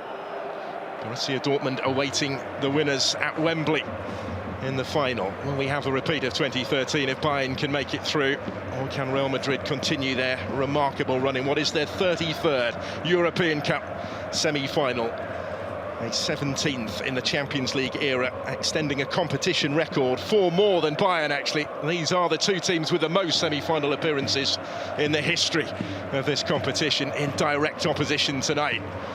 Tchouameni on halfway with the touch out towards Valverde on the Real Madrid right. Back he goes to Dani Carvajal, and now Rudiger for Nacho. There was the question mark maybe whether Tchouaméni would have played instead of Nacho at centre-back and Camavinga come in, but Carlo Ancelotti has opted against that. There's De Ligt here facing his own goal, guides it back to Manuel Neuer. He will work it out towards Eric Dyer on the left-hand side of his own penalty area. Beaten to it here by Rodrigo, who will cut it back looking for Bellingham on the edge of the box, and it was well dealt with. Yeah, it was very well dealt with by Konrad Laimer because he sniffed out the danger there. He saw Bellingham making the move across the penalty area, came across and was able to clear that ball away, but Bayern can't afford to make those mistakes in their own half against that Real Madrid press, because Eric Dyer didn't quite see the danger coming and he was nearly caught out. There's Rudiger again, seeing plenty of ball to feed on the halfway line for a Real Madrid side. It's worth reminding you, unbeaten at home in any competition all season, dating back over a calendar year, but dispossessed here. Harry Kane inside the centre circle, trying to play the pass, cut out by Toni Kroos, importantly, because Sane had made the run, and there would have been space in behind that Real Madrid defence. I just wonder if he'd had his time again, whether he would have tried to loft it over the top, because he was asking a lot of himself to try and squeeze that through on the ground. But he is capable of it. We've seen him play that pass time and time again, but shows you Sané's ability to suddenly make that dart in behind. That's going to be important for Bayern to try and stretch this Real Madrid team. He was off with intent, certainly, was Leroy Sané. Now Vinicius Junior up the other end, halted in his tracks. De Ligt on the edge of the box, got the block in. Little touch for Tchouaméni in midfield. Bellingham helps it on towards Vinicius Junior, and wider right is Dani Carvajal with the ball into the box. Oh, nobody could quite get the touch to it. Rodrigo at full stretch on the near post was maybe the closest to doing so, but it evades everybody. Toni Kroos has kept it in on that far side of the field. Still the danger, and then a possible penalty appeal as Bellingham went down. He's battling for it with Konrad Laimer. Bellingham back to his feet. Referee was well placed, and as wave play on as Real Madrid up the intensity in attack. Yeah, it was Joshua Kimmich trying to get back in to make the challenge on Bellingham. He doesn't get the ball, but I don't think he gets enough of the man there to warrant a spot kick. But just going back to that delivery from Carvajal, it's a super ball in. He's driven it with real pace, and that's a nightmare for defenders who are then facing their own goal, because they know if they get a touch on the ball, maybe they're going to put it into their own net. So lively start from both teams, trying to play on the front foot, but Real on top so far.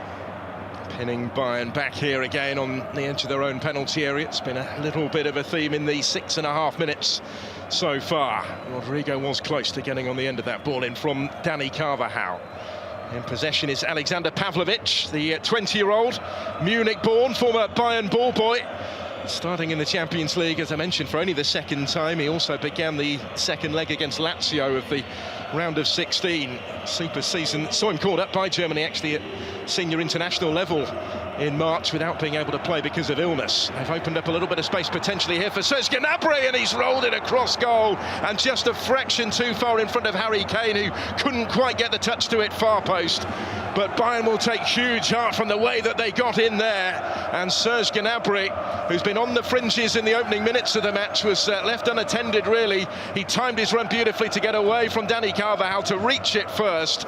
Goalkeeper Lunin couldn't quite cut out the cross when it came, and Kane was close to reaching it. And what that all comes from, Phil, is Joshua Kimmich coming in from right back to make the extra man, and that's where Real suddenly have an overload to deal with. They played it really smartly, and Gnabry gets stuck between two ideas. He doesn't really go for the shot, and then the cross isn't quite accurate enough. But it will really encourage Bayern that just by Kimmich coming in field, they suddenly created all kinds of space. And if you remember in the opening exchanges in Munich, they created that kind of overload quite a lot, and Real Madrid suddenly had to adjust. So they're trying to force Real Madrid backwards in the way they did in the opening exchanges of the first leg. Thomas Tuchel and his players have made the point. If they created the chances last week, they can do so again here at the Bernabeu, and already showing signs that they are starting to do just that, as the free kick here is conceded by Kimmich. Again, he was well advanced, but they will take heart from the creation of the early opportunity. And I think it was Thomas Muller in the build-up to the game said this semi-final will come down to who can take their chances the better, because both teams are going to create openings in the game. And that was a big opportunity. I just wonder whether Gnabry even could have chopped in field on his stronger right foot. He actually did that really well at the weekend against Stuttgart and won a penalty. Launched long here by Real Madrid towards Vinicius Junior. Rodrigo picking up the pieces when it comes out his way. And he will get the ball back from Ferland Mendy and drift back in field. Vinny Junior couldn't quite bring it under control as he stretched out a boot. It whistles beyond him. It goes through to Manuel Neuer. But just little glimpses from both sides already of the attacking talents on show tonight. 9.5 minutes in, no goals yet in this second leg of the semi-final. 2-2 on aggregate. De Ligt on the ball for Bayern, out towards Kimmich on that right-hand side. And back he goes to Neuer once more. Did suffer that little injury just prior to international duty in March, but returned in time to face Arsenal in the previous round. He could be key. Played in this semi-final before, back in 2012, when Bayern beat Real Madrid on penalties after a 3-3 aggregate draw. Not beyond the realms of possibility. This could go the distance again tonight. Here's Valverde dropping deeper to pick up possession for Real Madrid. There's a touch for Tchouaméni. Infield for Nacho, and now Toni Kroos combining with Bellingham on the halfway line. Kroos switching the play from left to right for Dani Carvajal. First time ball infield was aimed for Rodrigo, cut out by Eric Dyer. He really has had a big impact, hasn't he, since his arrival from Tottenham Hotspur in January. The preferred partner right now for De Ligt. Absolutely, and has been for a few weeks now, and I think they've really been impressed by his personality and his communication. I think there was a feeling that they needed another organiser in that back four, and he's done that job really well. Kim, who conceded the penalty last week, and Daya Upamecano, both available in this Bayern squad and both named on the bench today, but it's Daya who starts alongside the fit again De Ligt. Tchouaméni on halfway for Real Madrid, having played centre-back himself, of course, fairly frequently in recent weeks. Now Rudiger assessing his options. Toni Kroos comes to pick up possession just in front of him. Fede Valverde inside the centre circle. Tchouaméni again to Ferland Mendy as the French players combine. Infield towards Vinicius Junior, still wide on the left-hand side. Scampers forward a couple of paces before being brought down and quickly taking the free kick. Just got a little shove in the back from Konrad Laimer initially, and the referee gives the decision. Real Madrid not hanging around though, as they try and keep the tempo high here, try and keep the pressure on. Midway inside the Bayern half of the field. Nacho stepping forward from centre-back in that type of territory to get involved as well. Ball is behind Rudiger though, who will leave it for Lunin. And now Antonio Rudiger once more up against the coach with whom he won the Champions League, of course, with Chelsea under Thomas Tuchel. Tuchel, the last coach to beat Real Madrid in the semi-final when he did so that year with Chelsea. He's got an unbeaten record as Tuchel at the Bernabeu, and that remarkable record of 11 wins from 11 previous semi-finals in his coaching career. That's on the line tonight. Real Madrid mix it up again, a little bit longer this time for Rodrigo to nod it down to Dani Carvajal. The intention was to return it to him. Dyer had read that intention. He just got there first, kept the ball in play on the byline, clears it all the way along the touchline and forces Real Madrid back deep into their own territory. Yeah, spotted the danger well there, Eric Dyer, but I think what we're seeing as well is this variability in midfield. Carvajal here picking the pass for Vinicius Junior, hits the post, Rodrigo saved by the goalkeeper, and then Neuer grabs the loose ball, and somehow Bayern are still on terms here. Well, Vinicius Junior, when that left his boot, right-footed from well inside the penalty area and beat the goalkeeper, must have thought he was about to open the scoring. It all came about with one ball at one end of the field. Real Madrid took a throw-in very quickly at the other end, and Bayern couldn't quite reorganise, really. Neuer was beaten by the initial effort from Vinicius Junior, but back to his feet very quickly to make a fine follow-up save and keep out Rodrigo. Both the Brazilians there for Real Madrid would have fancied their chances of opening the scoring. Bayern got really caught out there. It was a really smart ball to find Vinicius in the first place. And the initial effort off the post, I wondered whether Neuer might have got a flick of the glove on the original shot. I guess we'll have another look when it comes up on our monitors, but the reaction to get up and make the second save is what Neuer's not only about these days, but has been about year upon year upon year in this competition.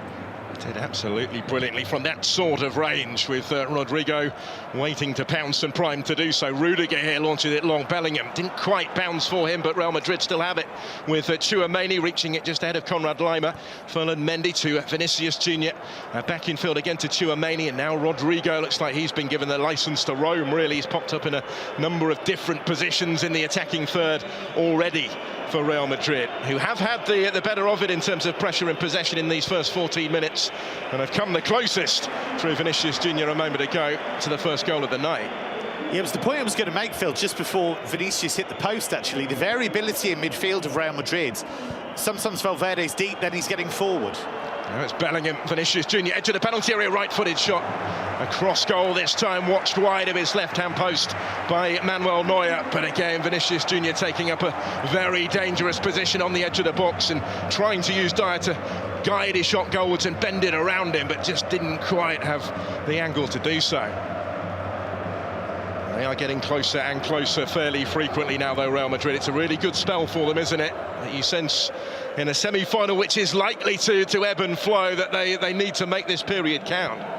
Yeah, because they started well, then Bayern had a good spell where they had that Gnabry chance, and now Real Madrid have taken it back. And Thomas Tuchel said this would happen. He said there are going to be spells where they suffer, there are going to be spells where we suffer, and as you alluded to earlier, Phil, it's whoever takes those chances when they're on top. But Manuel Neuer showing what an important part of this Bayern team that he is. But still think the more risks that Real take as they try and sneak Valverde forward, try and get Bellingham forward, there are going to be gaps for Bayern on the counter. And a flick by Bellingham here was with the intention of locating Rodrigo just behind him. Couldn't quite reach it. Neuer put under pressure by Rodrigo, kept his composure, took a couple of paces and then cleared it away left-footed from the very edge of his penalty area. Dyer's header forward, Kane challenging for it, as was Musiala there in midfield, and a little bit of space when it comes down now for Kimmich. Down the right for Bayern to drive forward, room to run into. He has Sané ahead of him and tries to slip it through. Sané has made the run in behind Mendy and then tried to dink the cross with the outside of the left boot from the byline, cut out by Nacho, still put under pressure by Serge Gnabry. Toni Kroos helps him out though, and now engineers a little bit of space maybe for Valverde for Real Madrid, as it goes from one end potentially to the other here, because Valverde's covered really good ground. He's up towards the edge of the penalty area. Crossfield ball for Vinicius Junior, who is just forced to scamper after it to keep it in play, but he will reach it and he'll run it back here at Kimmich, left edge of the box, infield towards Bellingham, takes a touch, checks back infield, then onto the right foot again, and the shot blocked by a combination of Dyer and De Ligt as these central defenders stood firm as they needed to. Hasn't gone out of play yet though. Rodrigo will reach it and keep it in, and Real Madrid will come again. Toni Kroos to Jude Bellingham, this time with back to goal. It was his sort of position though, wasn't it, a moment ago, from the edge of the area, desperate to try and get that shot away, and some fine footwork that very nearly engineered the opening for him. Now Kroos in the centre circle.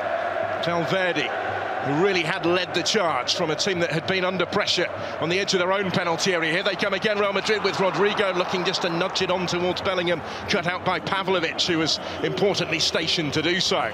Yeah, we've seen a couple of moments with Pavlovic there where he really does that very well. He sees danger before it really happens, and he was able to step in and cut that out. But a few moments ago, he was desperately trying to catch up to Fede Valverde. It was like when Usain Bolt used to dominate sprinting. You'd see all the pictures of all the sprinters trying to catch him, desperately trying to get there. It was exactly the same with Pavlovic there, trying to keep pace with Valverde. It was a really powerful run from him, but that's where Pavlovic is great, when he can see that danger, step in and take the ball.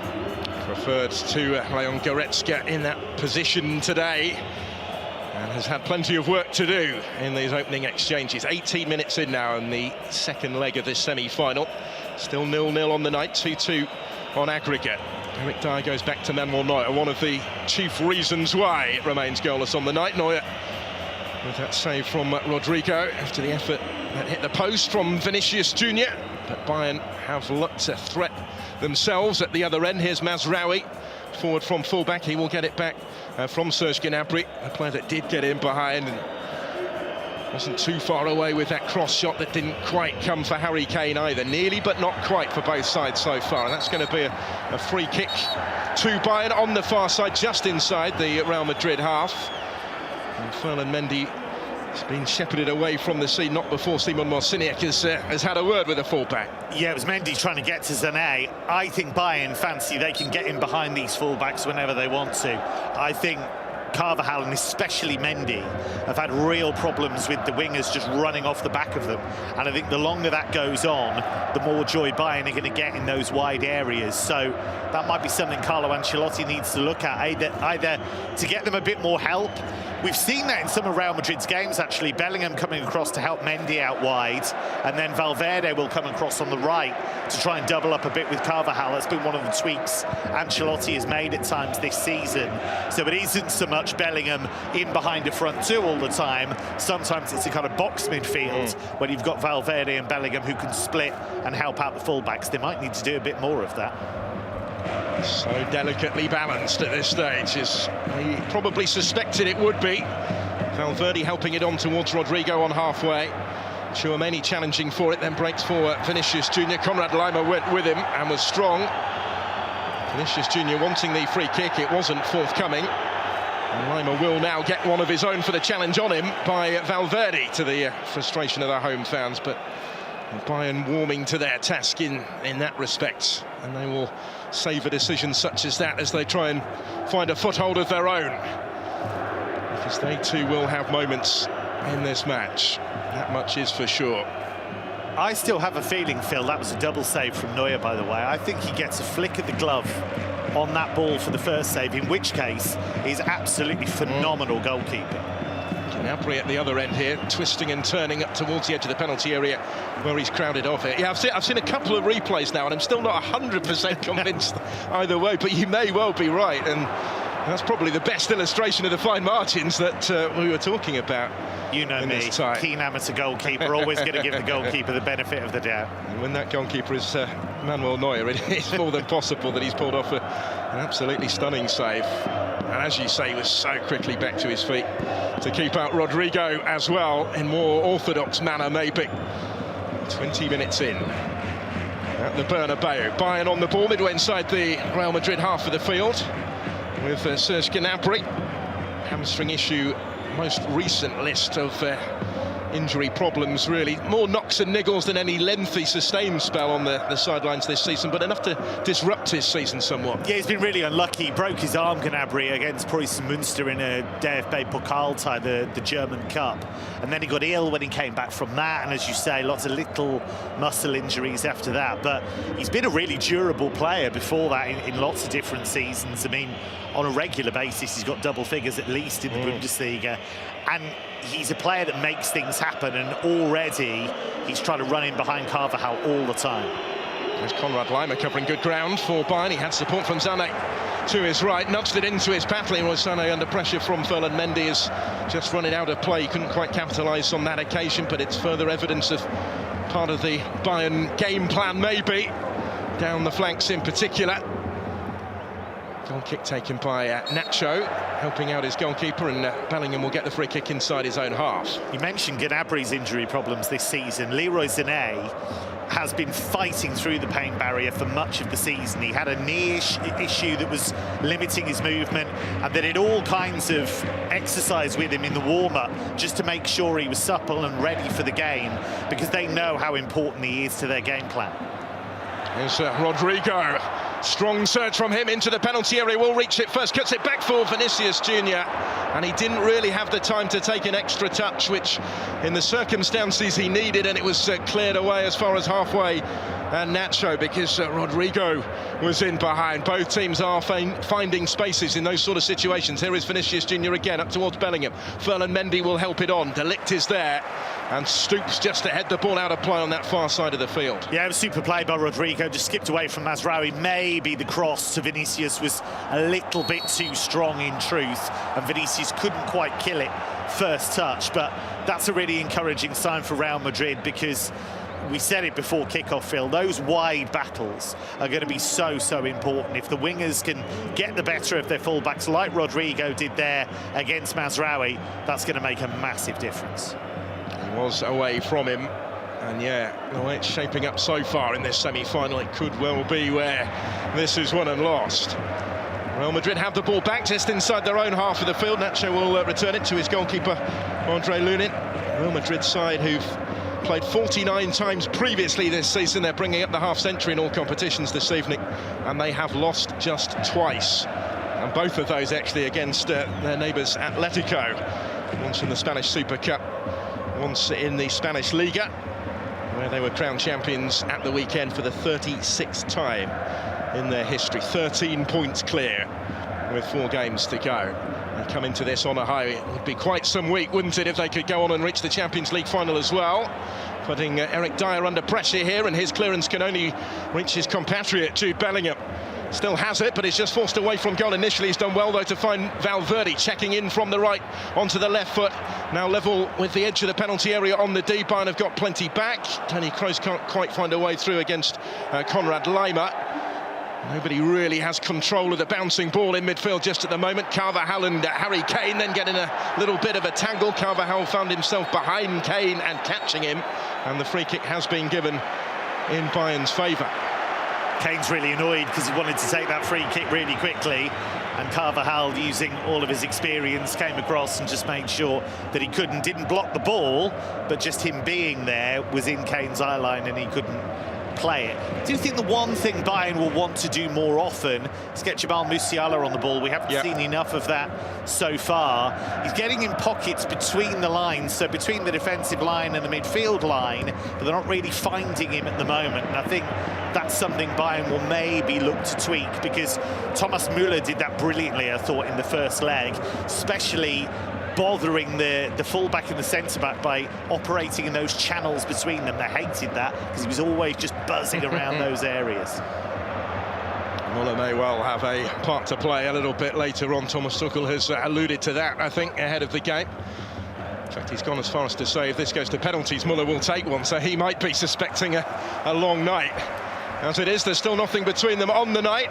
0-0 with the 25.5 minutes played on Matchday Live, 2-2 on aggregate in this second of the semi-finals. Borussia Dortmund awaiting the winners at Wembley. Serge Gnabry down for Bayern. Their 11-year reign as Bundesliga champions ended by Bayer Leverkusen, but Dortmund have already shown how to deal with domestic disappointment by reaching the final of this competition. And I think it's worth pointing out as well, I think Bayern have a point more at this stage of the season than they did when they won it last year. It just shows how good Leverkusen have been, I guess. I think that's the key, Phil. I think Leverkusen, because of the amazing season they've had, and they've still not lost in any competition, they're in the mix to win the UEFA Europa League, of course. They've won their first ever Bundesliga title. They've won it by a long way. But if it wasn't for them, we'd have had a really intriguing title race between the rest, because I think Bayern have saved their best performances for this competition. Dortmund have as well. And I think Bayern have really shown, since the second leg of the last 16 onwards against Lazio, what they're all about in this competition. By the way, I think you're right. I've seen a third replay.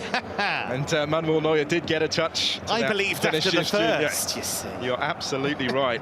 Merest of touches, but such an important one, I think. Now, this is going to be important as well. Serge Gnabry's been down receiving treatment. We've talked about how he has picked up a succession of injuries this season. He's just got another one. He's not going to be able to continue. And the change is having to be made here. Alphonso Davies summoned from the bench by Thomas Tuchel. So that's going to change matters. And Gnabry's season of misfortune maybe has just had another addition. Come back to it in a moment, because it's forwarded by Rudiger towards Vinicius Junior, who went for the spectacular overhead kick with back to goal. Didn't quite connect as intended round about the penalty spot, and it's cleared away to halfway where the free kick is given. Again, Harry Kane challenging for that, but Alphonso Davies on for Serge Gnabry. Yeah, real shame for Gnabry, real shame for Bayern. Davies, we know him as a wing-back or a left-back, but of course he started his career as a winger. He's more than capable of playing on that side.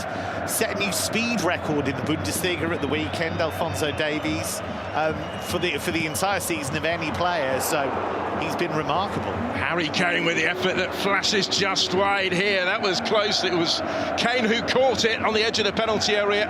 Right-footed shot after Kimmich's ball into the box had been deflected his way by Nacho. Kane just took a big swipe at the right boot, And the goalkeeper, Andre Luning, diving to his left, did get a touch to it. Not sure if it was going wide or not. Luning couldn't take the chance and concedes only the corner. Yeah, it's a good piece of goalkeeping. He had to stretch, had to get there, but it shows how cleanly Kane can strike the ball. Instinctive effort from Bayern's number 9. A corner kick to come as we head towards the half-hour mark. Set-piece chance here for the visitors from Bavaria. In it goes, a little too close maybe to Luning.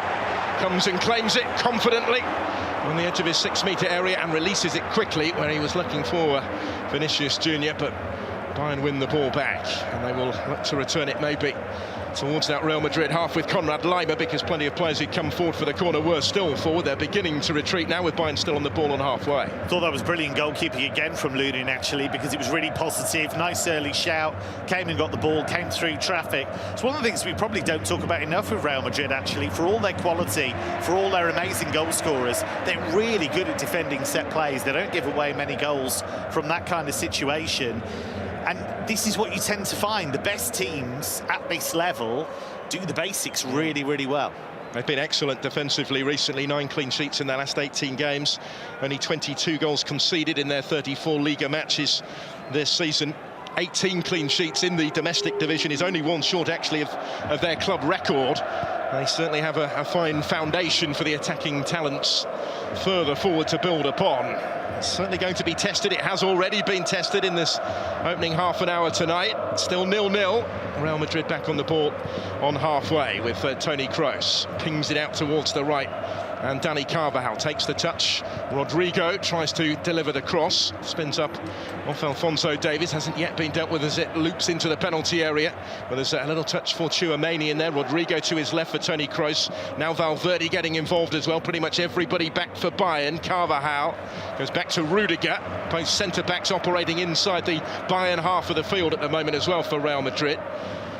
With the visitors packing their own half of the field, everybody for the Bavarians back behind the ball right now. Here is Valverde again. That one's cut out though by Pavlovic, and now the spaces to spring into potentially for Bayern. Kane playing the pass, looking for Leroy Sané. Again, it didn't quite come off. Nacho just got back to it, but that is very much part of the game plan, isn't it? That's what they're looking for at every opportunity, really. Yeah, that's where they're going to be most dangerous, when they can get those transitional moments in behind the defence. But Nacho read the danger really smartly. Now Rodrigo shepherded away from immediate danger by Konrad Laimer, but Real Madrid still have it level with the edge of the Bayern penalty area. Back down the line they go to Toni Kroos. Left to right for Carvajal, stretching to bring it under control on the chest, and does so with Mazraoui in attendance. Plays it back for Rudiger. Nacho once more.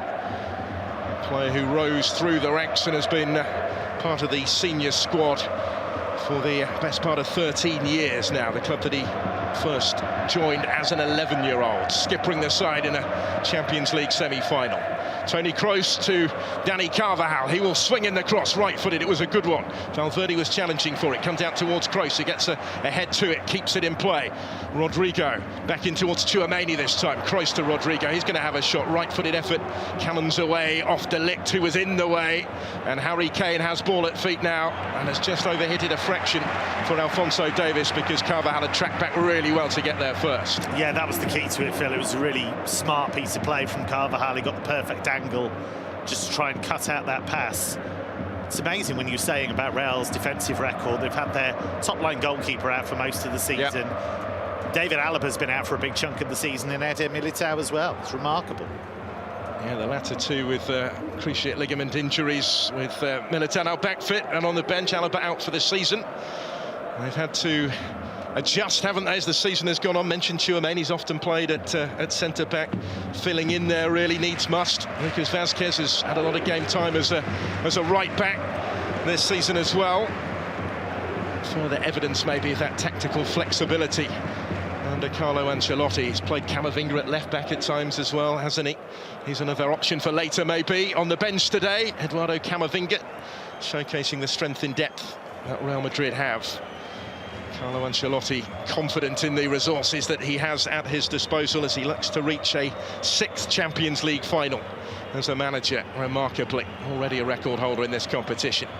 There is Mazraoui forward. It will just run away though from Musiala. Still been restricted to the fringes of the game by the way that Real Madrid have dealt with him so far. They've done a great job of starving him of service so far. The midfield for Real is fascinating because they're interchanging constantly. Sometimes Valverde's going through the middle, then pulling out to the right. Now you've got Bellingham just between the lines in the inside right channel. Tchouameni's dropped a bit deeper, but sometimes he's been trying to crash the box. They're just trying to give different looks all the time to really put Bayern off, because how can you track players when you've got no idea where they're going to be in that midfield area? Now, that can go two ways, because they can also be vulnerable when it breaks down and they're on the counter.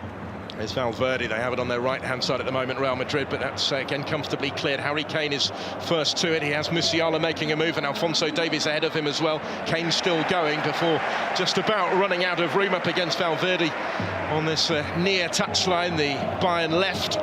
Kane having come as close as anyone for Bayern with that effort a few minutes ago from the edge of the penalty area that brought the save from Andre Lunin. Harry Kane with 36 goals in the Bundesliga so far this season, 44 for the club in his first season with them in all competitions, 8 of those in the Champions League. I do suspect he will have a significant say in this semi-final if they are to go further, and very nearly has done so already today. Scorer from the spot in the first leg, scorer in each of his last 4 games now for Bayern. Forward by Nacho on halfway. Bellingham dropping a little bit deeper, picking up possession, finding Ferland Mendy tight to the touchline on the left-hand side for Real Madrid. Now Toni Kroos down the line for Bellingham. Kimmich is with him. Bellingham has options. He's got Mendy on the move. Drifts infield instead onto the right foot. Shot charged down really as soon as it left his boot there by Konrad Laimer, and really good, goes all the way back to Lunin. I think Laimer in these Champions League games in the last few matches at this level has been sensational for Bayern. By far his best performances in a Bayern shirt this season. Stepping up when required, isn't he? Might be here. Vinicius Junior is on the move. He's running at Kimmich. Laimer has gone across as well to try and close him down. Vinicius Junior checks back infield, but there was Laimer right on cue in the way. Once more got the block in. Sane helps it on towards Musiala. Now he's crowded out of it by a combination of Kroos and Nacho. But Kimmich's done well to come away with the ball and just drift infield away from Toni Kroos. Finding Leroy Sane, albeit inside his own half here for Bayern. We've got 10 to go to half-time on Uefa Champions League Matchday Live. Real Madrid 0, Bayern 0 on the night. Is 2-2 on aggregate in the second leg of this semi-final. Alexander Pavlovic on the ball for Bayern. Big call today from Thomas Tuchel to prefer him in midfield alongside Laimer, who has it now. That partnership has been solid so far, certainly, as it will need to be in a key area of the contest. Pavlovic, a highly rated young talent who's risen through the ranks in Munich. Wasn't one of those maybe earmarked for success from a very early age, but he's developed brilliantly, hasn't he, in the last few years, and still only 20. Started a dozen times in the Bundesliga this season, scored a couple of goals as well. Yeah, it took a while for the physical side of his game to come, and I think that's still developing, actually. But the one thing he has is incredible composure in possession. If you look at his data, the number of times he's under pressure and gets out of it, very, very high. Really smart young player. Space here for Kimmich, forward for Leroy Sané.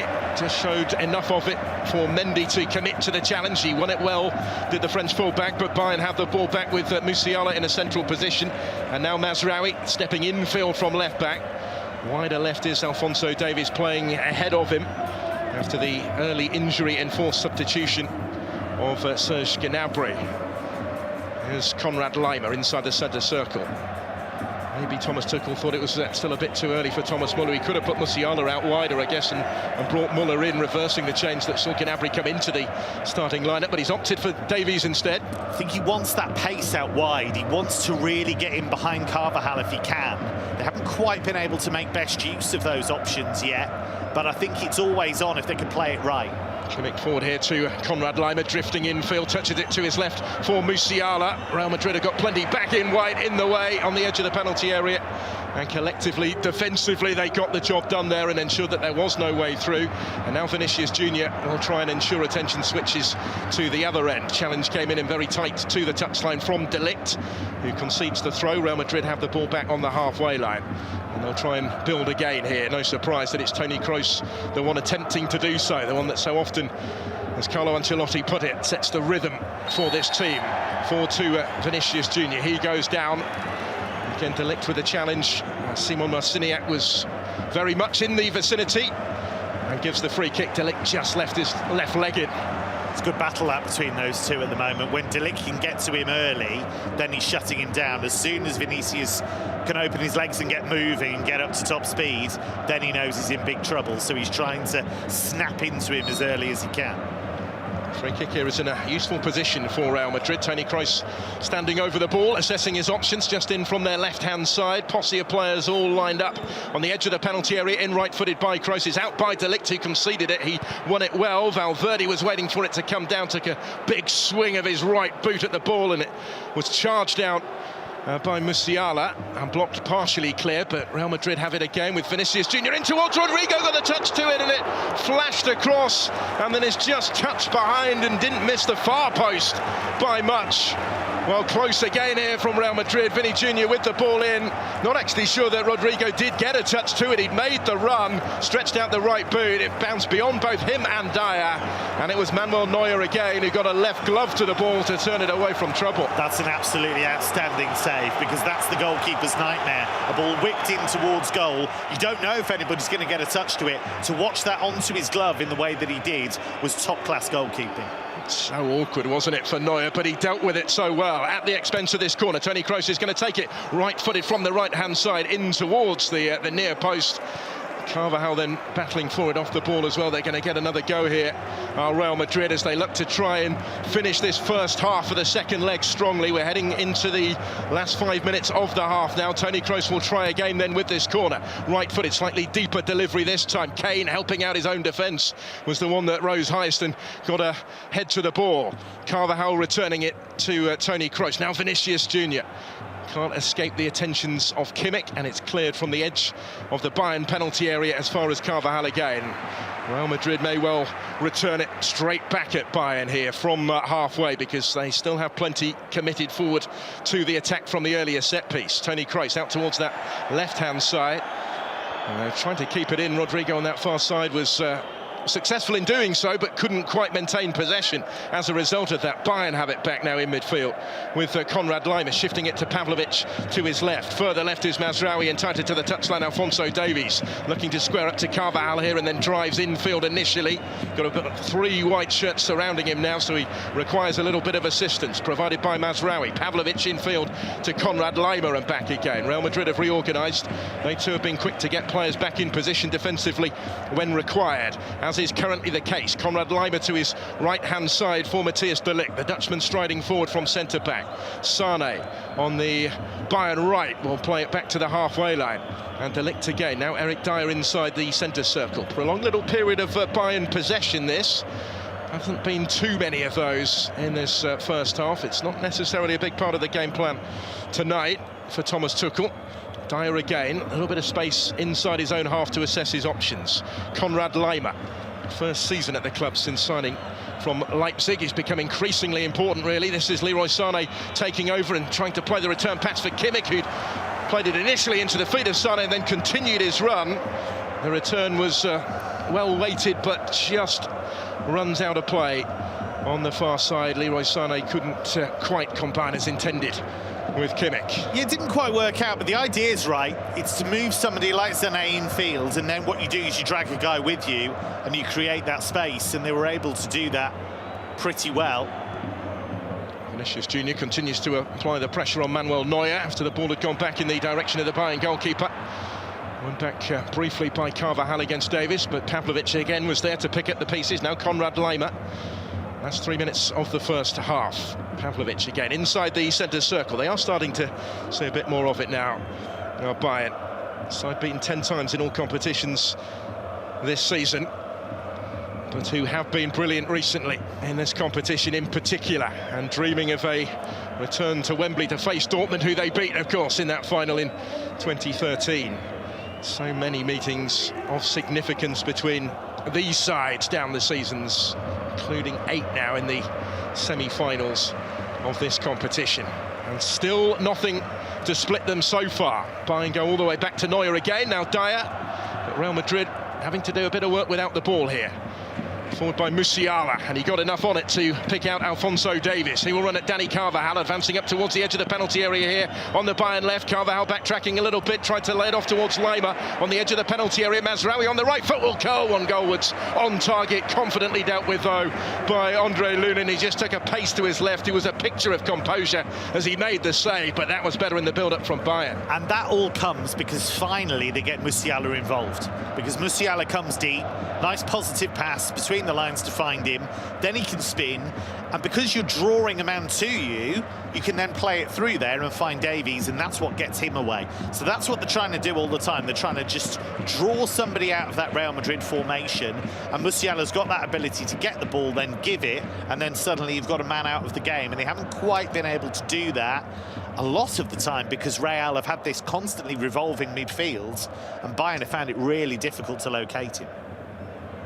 Number of instances in the game where you can certainly see what both sides are trying and how it might well work and might well make the difference today. Hasn't quite been the case yet. Still so finely balanced, still nothing separating them. Dani Carvajal forward here for Real Madrid down their right-hand side, looking for Rodrigo. Battle going on between Carvajal and Musiala, who's done well to come away with it. Did have a bit of support from Alphonso Davies, and goes back in field to Mazraoui. Pavlovic with the touch for Eric Dyer. And he just takes a split second or so to assess his options before rolling it short and square to his right to De Ligt, whose ball for Kimmich was read by Vinicius Junior, and he's won it well on the touchline to reach it just ahead of Joshua Kimmich, and then to bring it forward and find Toni Kroos for Real Madrid infield. Kroos forward, first time, right-footed ball for Bellingham. Vinicius Junior ahead of him, and it didn't quite come for anybody in white. Bellingham on the floor. Vinicius Junior was battling for it, cut out by Pavlovic before it could reach Rodrigo, and we go into a solitary minute of added time at the end of the first half. Just had confirmation of that from Ivan Kruzliak, the fourth official. So a minute to go to the interval. Forward by Bayern towards Alphonso Davies. Cut out by Carvajal. Rodrigo battling for it on halfway. Eric Dyer will pick up the pieces here for Bayern. And both sides might be frustrated, Kev, not to have made more of the limited opportunities that have come their way, but they have had chances tonight. But both will be equally satisfied to an extent. Here, it might all change in an instant, though, with Lima trying to play it through towards the run of Harry Kane. Danger read by Lunin, who made sure he got there first on the edge of his own penalty area so importantly. Yeah, good starting position from Lunin. It's a nice idea from Lima, but the goalkeeper really alive to the possibilities there. And I think with the adrenaline pumping, decided to clear it with his feet instead of taking it with his hands. And it was the last act of note, because there goes the half-time whistle, and there is still nothing to separate these European superpowers. Half-time in the second leg of this semi-final. Both have had their moments without quite being able to capitalise on those opportunities. Both will certainly still feel, though, that they have every chance of making it all the way to Wembley. It remains right in the balance at the Bernabeu at the break. It's Real Madrid 0, Bayern 0 on the night.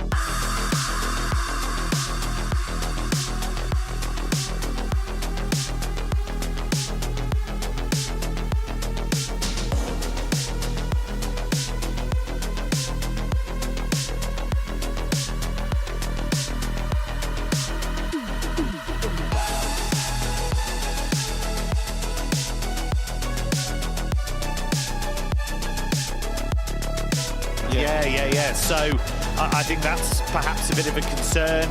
Wouldn't surprise me if at some stage they bring on Müller for him and then move Musiala a little bit wider. Okay, listening to Matchday Live, UEFA.com, Champions League app, Sirius XM FC across North America tonight. Are we 45 minutes away from our next Champions League finalists? Let's wait and see. Phil Blacker and Kev Hatchard on commentary for Real Madrid 0, Bayern 0, 2-2 on aggregate. Yeah, Real Madrid getting the action back underway, all in the white. They will play as we look at it from right to left in the second half of this second leg. No changes at the interval. Sane's situation certainly one to keep an eye on. Run you through the lineups in just a moment. Real Madrid back on the ball, looking to launch the first attack of the second half, working it wider for Dani Carvajal. They retreat into their own half, so they've got Lunin in goal. Carvajal, Rudiger, Nacho, Mendy the back four, Valverde, Tchouameni, Reus, Bellingham, Rodrigo with licence to roam really, and Vinicius Junior, who's stayed pretty tight at times to that left touchline, which is where he picks up possession here, finding Ferland Mendy back infield from Jude Bellingham to Vinicius Junior, and he's away from Kimmich to the byline here, and then cuts it back, and it's just scrambled away from trouble. There were players arriving. Valverde had made the run in there as well. It's a positive statement of intent from Real Madrid just a minute into this second half, and there might be a shooting chance here from range, about 30 metres out for Nacho, the captain. Wide of the target it goes, but it was close to Kev a moment ago. It was wonderful play from Vinicius. It was that old magician's trick. Now you see it, now you don't. He just tempted Kimmich in. He went for the ball, and then Vinicius took it away from him. And it was great cover from Eric Dyer. Read the danger, moved across, and was able to clear. But that was a big confidence boost for Vinicius against Kimmich. He's done a fairly good job against him so far. Now Bayern looking to take their first turn to attack in the second half. Kane having found Alphonso Davies, and he charges forward, slight deflection on the shot. Oh, that was not far away. Davies with the major moment for those from Munich at the start of the second period.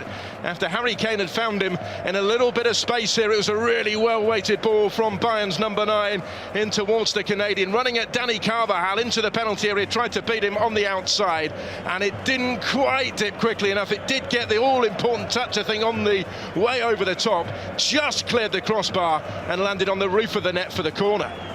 Yeah, it was good positive play from Davies. Great run, great effort. He will take the corner kick himself there, left-footed from the Bayern right. Relatively low, stooping, headed clearance is cut out by Kimmich, and Bayern potentially can keep the pressure on here with Leroy Sané, though he will go back to Kimmich again. They've got Neuer in goal of Bayern. Kimmich, De Ligt, Dyer and Mazraoui the back four, Leimer and Pavlovic, Sané and Davies.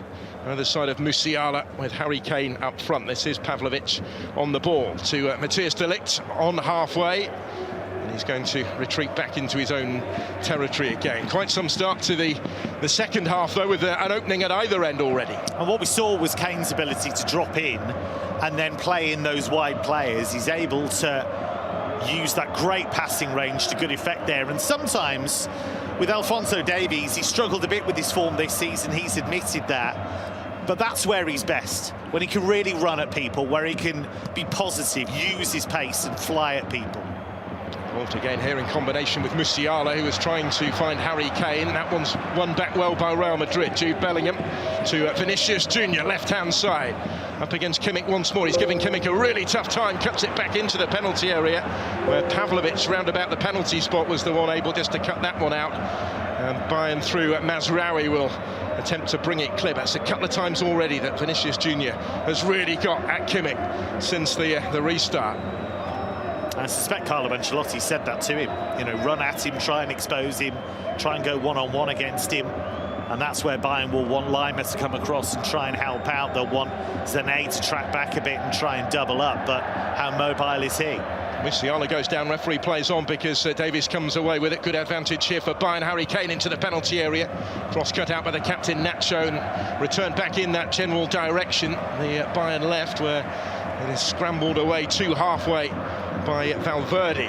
Back will come Bayern once more with Pavlovic in midfield, short and square to his right for Konrad Leimer. Little touch again from Sané, was looking for Leimer, cut out by Bellingham.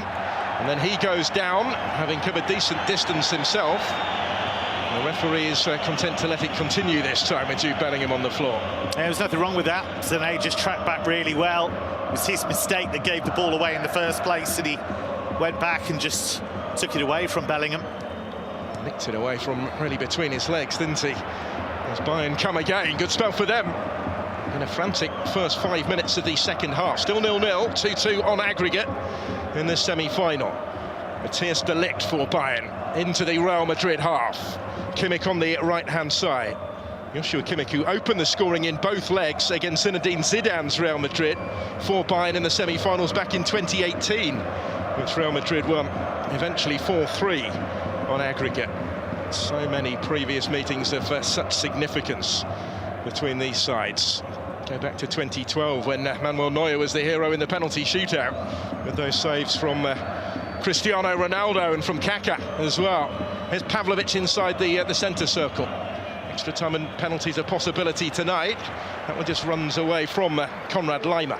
Thomas Tuchel screaming at Pavlovic there, because that might be the first mistake he's made tonight, actually. He's spun out in midfield, and then he tried to play a really ambitious pass out to the right-hand side, just ballooned it out of play. Tuchel doesn't want that. That's not what Pavlovic is in the team for. Get the ball, give the ball, nice and easy. That's not what he wants. And Pavlovic, I think, having made that mistake once, won't make it twice. Thomas Tuchel on the edge of his technical area was quick to make the point, wasn't he? And draw his attention to that. Both bosses really going through it on the edge of their areas right now, with this so finely balanced. Both have been course and distance before, of course, in this competition. Clubs have met 12 times previously in knockout ties. Madrid winning 7, Bayern 5. Historically, there hasn't been an awful lot between them. Throw here for Bayern, level with the edge of their own penalty area on their left-hand side, far side of the field as we look at it. Davies couldn't quite bring it under his spell, and Jude Bellingham takes over for Real Madrid, looking for options, looking for space. The latter wasn't really forthcoming. Now Vinicius Junior on the other side, the Real Madrid left again. He's away from Kimmich to the ball, and Vinicius Junior cut out this time by Laimer, who stepped across to offer further protection to that Bayern back line, and it was much needed, because Vinicius Junior is really in the mood right now. Yeah, he's got the beating of Kimmich at the moment. Kimmich is going to need a bit of help on that side, because every time Vinicius is one-on-one against him, he's beating him. Corner kick to come. Laimer and de Ligt having got back to cut the ball out and turn it behind. Toni Kroos is going to take it, right-footed from the Real Madrid left. It's low towards the edge of the penalty area where Bellingham was the target. Cleared instead for Valverde. He tried to set himself as he swung the right boot at the ball off the outside of that boot, and relatively well wide in the end of Manuel Neuer's left-hand post. Do you know what? There aren't many players that fancy to score a volley like that. Valverde is probably one of them. Yeah. Because he strikes the ball so beautifully. That's a bit of a rarity, him slicing that wide, because he can hit the ball incredibly well. Very difficult technique for most, but he has made it look pretty easy at times, hasn't he? Here's Kane at the other end, battling for it against Mendy, and doing really well there to get the shot away. Nacho was with him as well. Kane wasn't going to give it up. The goalkeeper, Lunin, makes the save to his left. Kane then battling to pick up the pieces, goes down on the edge of the penalty area, and the referee allows play to continue.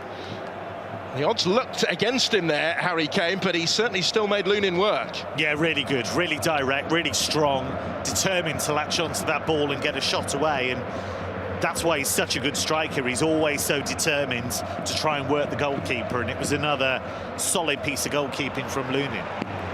Both goalkeepers continuing to impress. Both teams maybe starting to create even more now, a bit more frequently than we've seen so far in this contest. Harry Kane did really well against Mendy to get the shot away, but Lunin had his angles covered. Tell you what that all comes from, Phil, in the first place. It's actually a bit of a battle between Kane and Nacho originally. Yeah. Because he buffets Nacho. Nacho's off balance, and he kind of gets his shoulder to the ball, and then Kane's able to have that race with Mendy and win it. So do wonder, when it's Kane against Rudiger a lot of the time is keeping him quiet. When it's Kane against Nacho, it's much more of a physical mismatch. So just wonder if that's something they'll look to do a little more often. We've got it now. Kane's just right next to Nacho, right next to the captain. He's nowhere near Rudiger at the moment. So just wonder if Tuchel's just said to him, look, try and match up with him a bit more often. Could well be one of those little tweaks that we were talking about to try and influence things here. Nacho under pressure from Kane does reach the ball, and we'll get it back again from Tchouaméni, and then squares it to his left for Mendy's. Got Vinicius Junior ahead of him, tight to the touchline here. The Brazilian collects it in his stride, runs at Kimmich once more. It's becoming a recurring theme, and then squeezes it in towards Rodrigo, reaching it just ahead of Eric Dyer in front of goal, and it hasn't missed that far post by much. It was a sharp chance for Rodrigo, brilliantly made again by Vinicius Junior, whose ball in took 3 defenders out of the equation, but the presence of Dyer there was still important in making that more difficult for Rodrigo than it otherwise would have been, and wide it goes. But they're getting closer.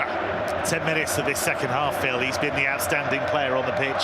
Vinicius Junior, every time he runs at them, he's causing problems. It doesn't matter if it's Kimmich, De Ligt, Lima, or a combination of them. He's managing to find a way through. And Rodrigo, considering what an amazing finisher he is, he will look at that and think maybe he could have hit the target, even though you're quite right, Eric Dyer is able to apply that pressure at the vital moment. It's certainly increased the volume levels even further, if anything, at the Bernabeu, as Bellingham advances now for those in white. The home side sensing their chance maybe at this juncture, and then he goes charging down the clearance from De Ligt and immediately signals to the stands. The fans behind that goal bouncing up and down at the moment. They think something might be coming right now. Yeah, it feels that way. Certainly the crowd are heavily involved now, and as you say, Jude Bellingham waving them on, trying to get a bit more noise out of them, but Bayern, I think, when they have the ball, I think the reason Thomas Tuchel was so annoyed about that Pavlovic pass a few moments ago, when they're in possession, they have to try and keep possession. You've got to try and negate this Real Madrid team by keeping the ball, making them work, because if it keeps coming back at you, eventually they're going to find a way through you. They usually find a way, don't they? Real Madrid with this incredible unbeaten home record, 30 games in all competitions, 24 of those victories coming into this. Villarreal were the last team to beat them here. That was on the 8th of April last year. That's the scale of Bayern's task tonight. At the moment, they remain on terms on the night and in the tie.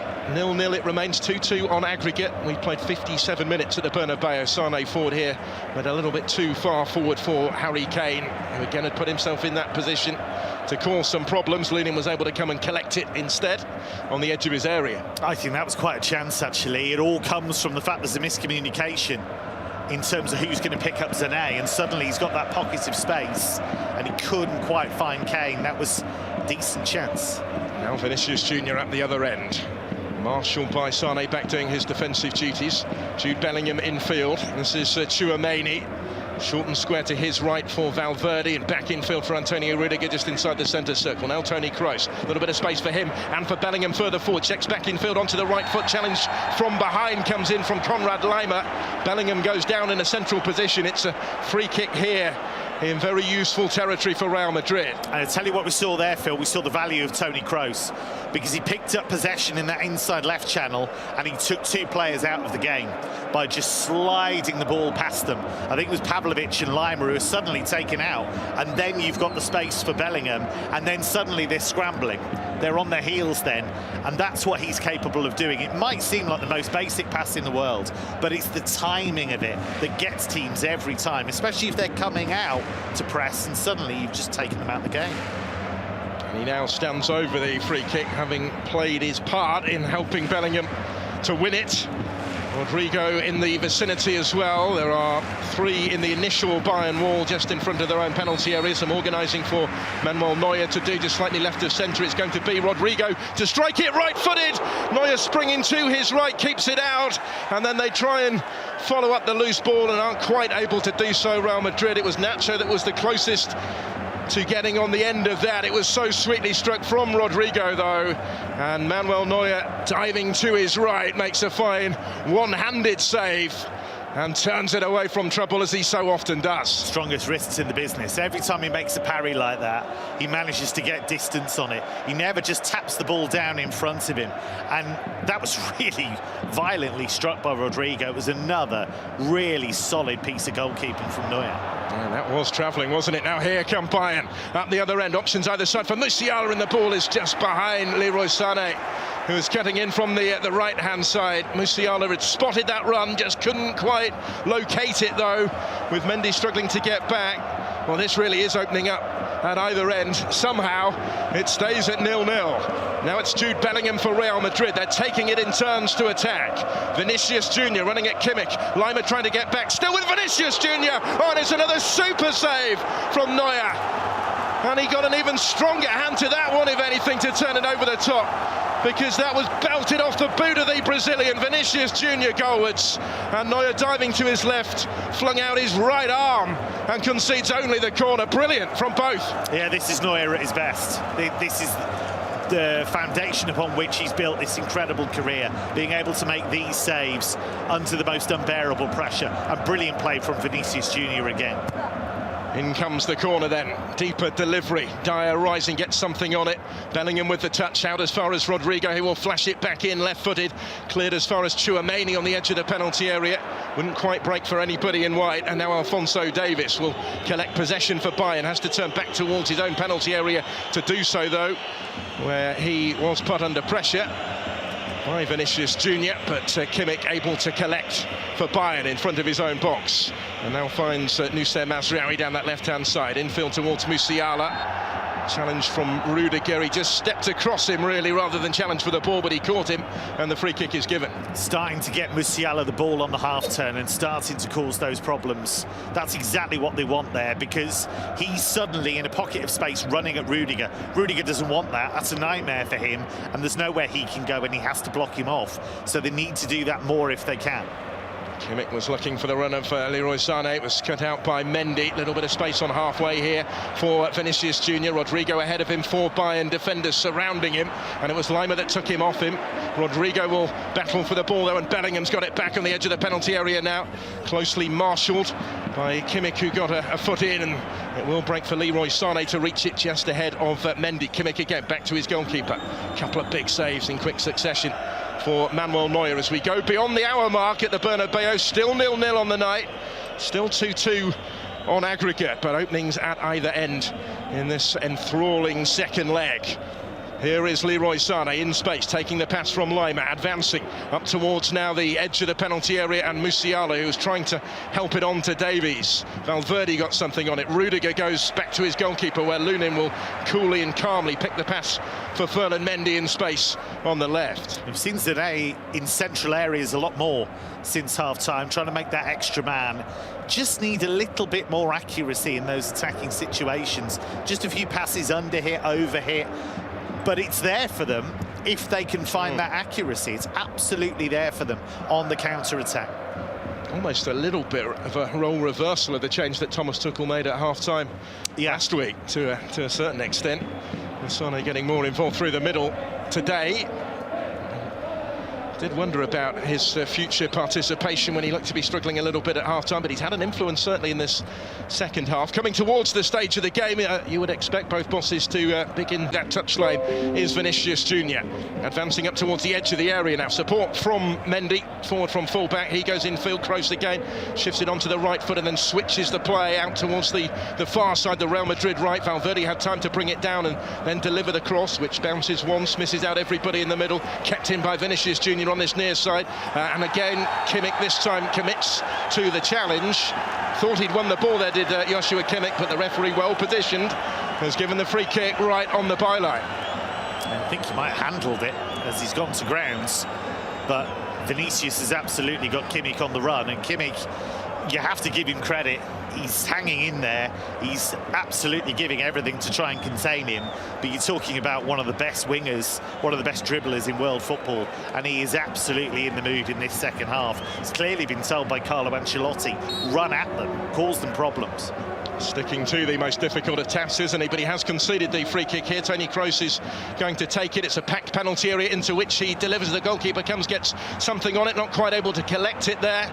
And neither could Nacho as he battles for the loose ball on the edge of the box. It's away by Mazraoui. Valverde will look to return it. Bellingham stretching, couldn't quite get a foot to it, but it will carry through for Toni Kroos. Left edge of the penalty area, teeing one up for Carvajal. Going for the spectacular as he took it flush on the volley, swinging his right boot at that. Those fluorescent orange boots, difficult to miss. Dani Carvajal in that position. He did though just miss the target when he went for glory. He's been scoring more goals this season, but not many like that. No. That was a really tough ask, because to take that ball dropping out of the sky, I think he had to take it on, but it's a really difficult skill to smash that into the top corner. 4 goals in the Liga this season, 3 assists as well. His most productive campaign in terms of goal involvement in a Real Madrid shirt for Dani Carvajal. Back trying to do the day job here, because Bayern have the ball back on the halfway line. We've played 20 minutes of the second half of this second leg. Still 0-0 on the night, still 2-2 on aggregate. And both certainly will still feel they can win it. All sorts of space here for Alphonso Davies now down that Bayern left. Advances towards the edge of the box against Rudiger. Musiala taking over, twisting and turning and getting the shot away, and it's turned away by Andre Lunin. Equal to the effort from Jamal Musiala. Got some power with that left-footed shot towards the top corner, but Lunin dealt with it really well. Much, much better, because it all starts with that ball in behind on that right-hand side to Davies. That's the thing they've been trying to do all game long, create those runs in behind in wide areas, and then you've got Musiala comes onto it, strikes it really well. He's so dangerous in those areas where he can go inside or outside, can shoot off either foot very, very well, and it's a solid save. Double figures for goals in the Bundesliga season. Jamal Musiala, star player last year as they took the title. And a couple in this season's Champions League as well, in which he has missed just the 1 game for Bayern. Maybe some reward for them yet, because there is a Kimmich corner to come from that far side. The Bayern left, low right-footed in-swinging delivery. And had that gone out of play before Valverde cleared it away and behind, it was close. Not quite the delivery maybe that Kimmich was hoping for. Certainly a player capable of providing the set pieces needed, but not on that occasion. Real Madrid have it back. They're not hanging around, are they? Both teams still really continuing to take this in turns to attack. No, and it's interesting to think who that suits better, actually. Maybe a transitional game will open up space for Bayern. Now Vinicius Junior for Real Madrid. It's their turn at the moment. Valverde on the edge of the penalty area, side foots it to his right for Dani Carvajal. Rodrigo just turned into a little bit of trouble there. Musiala did really well to read his intentions, to come clear with it, to then find Harry Kane, and he will ping the pass out towards the left into that open space again for Alphonso Davies, racing onto it, reaching it ahead of Rudiger, cutting in field, onto the right foot, and scoring a sensational goal! Brilliant from Alphonso Davies! Wow! What a blast from Bavaria at the Bernabeu, because it's Bayern who lead the semi-final with a wonderful goal. And finally they take advantage of that sort of situation, and how!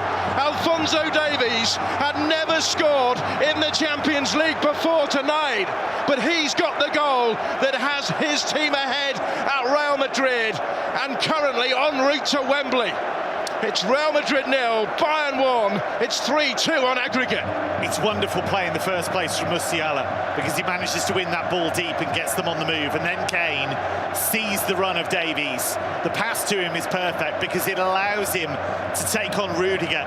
And he stands Rudiger up, comes in on the right foot. You don't necessarily expect that of Alphonso Davies. Usually he wants to go on the outside, on that left-hand side. But he manages to open up the space, and then he hits it so beautifully. For a player as attack-minded as him, doesn't score that many goals, doesn't matter. He's just scored the goal of his life. Huge moment in this semi-final. It's his 40th appearance in the Champions League. It's his first goal. And you're right, that's a surprising a statistic given his attacking attributes, but what a goal it was, both in terms of its style and its significance, and it's prompting changes here immediately from Carlo Ancelotti. Toni Kroos being replaced by Luka Modric in midfield. One serial winner for another in this competition. Tchouameni off as well. His French colleague and compatriot Eduardo Camavinga is on in that double change. It was maybe coming up towards the stage of the game where Ancelotti might have been thinking about it anyway, but his mind made up by the opening goal, which really will set up quite a last 20 minutes or so at the Bernabeu. Well, what Bayern will hope is that Real Madrid continue to commit men forward as they did in the build-up to that Bayern goal, because that will open up things for the pacey players like Sané, like Davies. We said all the way through, Phil, that was what Bayern wanted to do. They wanted to use that speed out wide. That's when Gnabry was injured. That's why when Gnabry was injured, he brought on Davies. Didn't bring on Müller. He wanted that pace in wide areas, and now it's paid off for them. Now they have reaped their reward, and with 20 minutes of the 90 to play, it is Bayern leading Real Madrid by 1-0, by 3 goals to 2 on aggregate. Well, it did twist and turn in the first leg last week. There is time yet for another chapter or two, but the onus now is all on Real Madrid. Here is Luka Modric to Fede Valverde and back again as they try and respond swiftly. Modric down the line. Bellingham had made the run, reaches the byline and keeps the ball in play. Did he? Not quite. It came off Eric Dyer. It's a corner to Real Madrid. Again, he summons that support from the stands, because Real Madrid are having to dig deep now.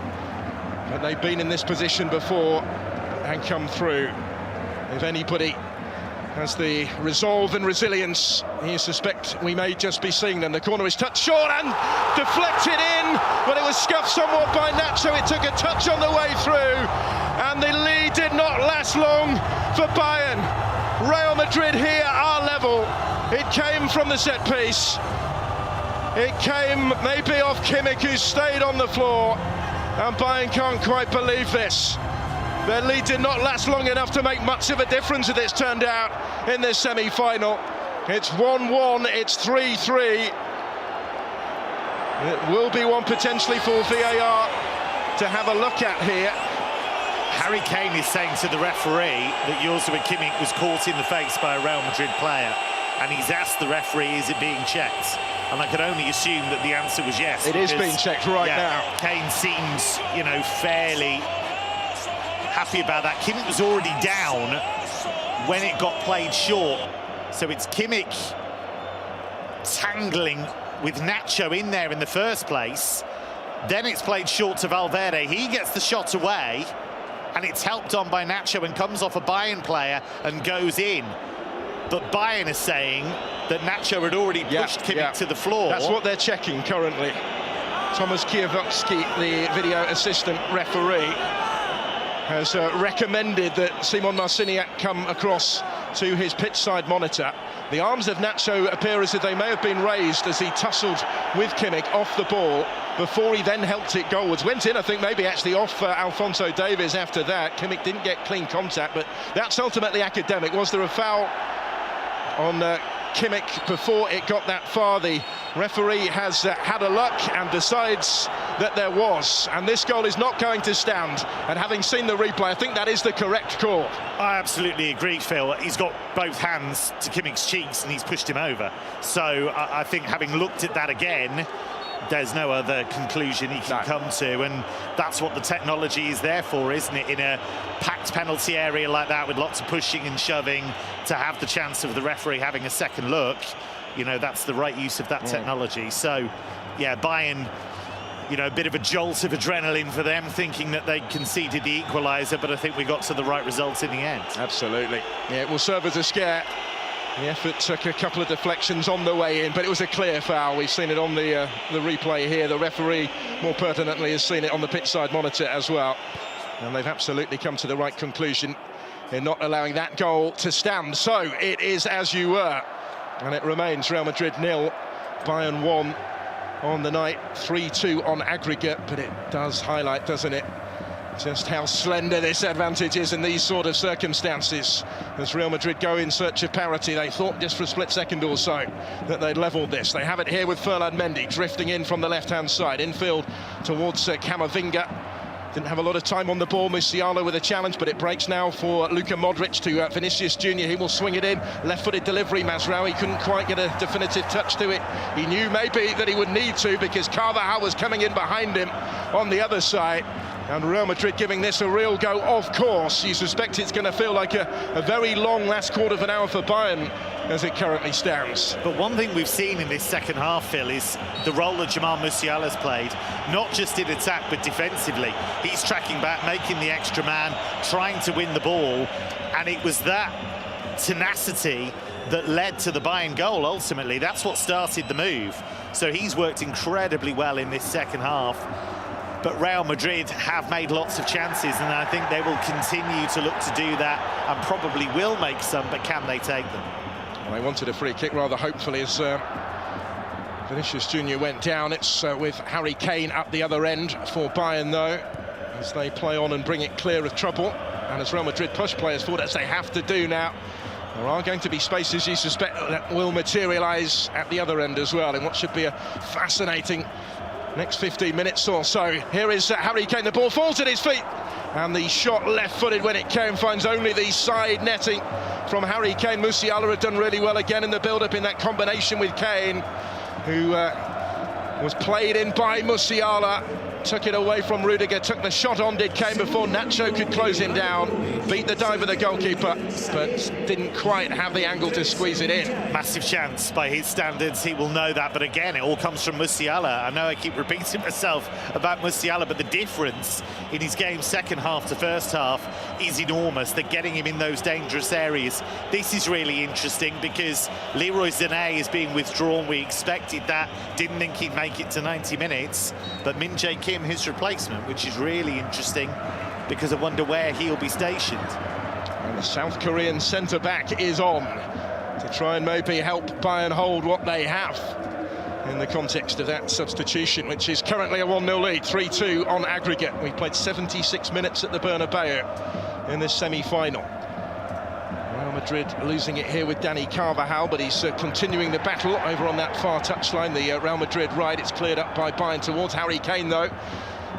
Drifting wide, but still advancing. Rudiger trying to go with him. Kane still has it. He does have support from Alphonso Davies as well. In the end, he's maybe a little frustrated to concede the free kick on the edge of the penalty area. So what they've done, Phil, tactically, and I've seen them do this before recently, actually, they've moved Min Jae Kim out to left-back, and they've moved Mazraoui to this right-hand side instead. So you've got effectively Davies in front of Kim now on the left-hand side. Still two centre-backs and still Kimmich at right-back, but Mazraoui trying to help Kimmich on that side, trying to double up against Vinicius Junior, I think. There's Bellingham on the other side, picking it up for Real Madrid. Yeah, desperate to get Kimmich some help, I think, aren't they, against Vinicius Junior. Bellingham's getting more and more involved just at the moment as well. Does well to win it here, albeit with back to goal, and plays it back down the line for Modric. Now Camavinga with the cross-field pass from right to left for Vinicius Junior, brings it under control, taking on Kimmich on the edge of the penalty area. Still has it here, Vinicius Junior. Valverde in support, squares it to Camavinga to his right. He checks back in field, fast feet from Eduardo Camavinga. Nacho to Valverde. Snapping at his heels was Konrad Laimer. Camavinga again to Antonio Rudiger. Now Modric, couple of paces forward here from Modric, and then tried to dink it down the line towards Dani Carvajal. Certainly see what he was trying, but just ran out of room really as it runs away from the Real Madrid right back. They're not yet running out of time, but they are a team in a hurry. Yeah, still lots of time, Phil, but moments like that they have to make better use of. Carvajal I don't think was ready, actually. He was kind of on the half turn, kind of spinning away and wasn't able to take it, but Real Madrid just have to keep trying to get Vinicius Junior into those positions, just trying to get one-on-ones if they can, but it's clever from Tuchel to move Mazraoui across just to double up on that side, because Bayern don't have to chase it. They can let Real Madrid come on to them, and they know if they've got the quality of Kane, of Musiala, they've got the speed of Davies to really do damage on the counter. Well, they are closing in, Bayern. A dozen minutes of the 90 to go, plus whatever is added on after that. They won their last semi-final, that one-off tie in Lisbon against Lyon in 2020. They'd lost their previous four in this competition. They are ahead here and getting closer, but it won't necessarily feel like that just at the moment. Harry Kane going down inside his own half here, just caught by Camavinga. For a centre-forward's performance, this has been outstanding from Kane in terms of the all-round play. I know he hasn't scored, I know he's had a chance and he's put it wide, but actually his hold-up play, his ability to drop in and make the extra man, his willingness to be physical with the defenders, I think has been excellent, especially in this second half. I think he's shown why he's an elite performer at this level, because it's about his all-round game, not just his goal scoring, which of course is world class, but the rest of his game is what really marks him out as a top centre forward. Well, such an all-round part again, hasn't he, here, as Konrad Laimer is the next to be caught, and Real Madrid have to be careful here that they don't let frustrations get the better of him. It was Modric who was trying to step in and win the ball back before the collision that followed with Konrad Laimer, and the free kick to Bayern midway inside the Real Madrid half, just in from the right. Yeah, that Real Madrid midfield's a lot more stretched, and since Camavinga and Modric have come on, they found it a lot more difficult actually to close the gaps and actually make.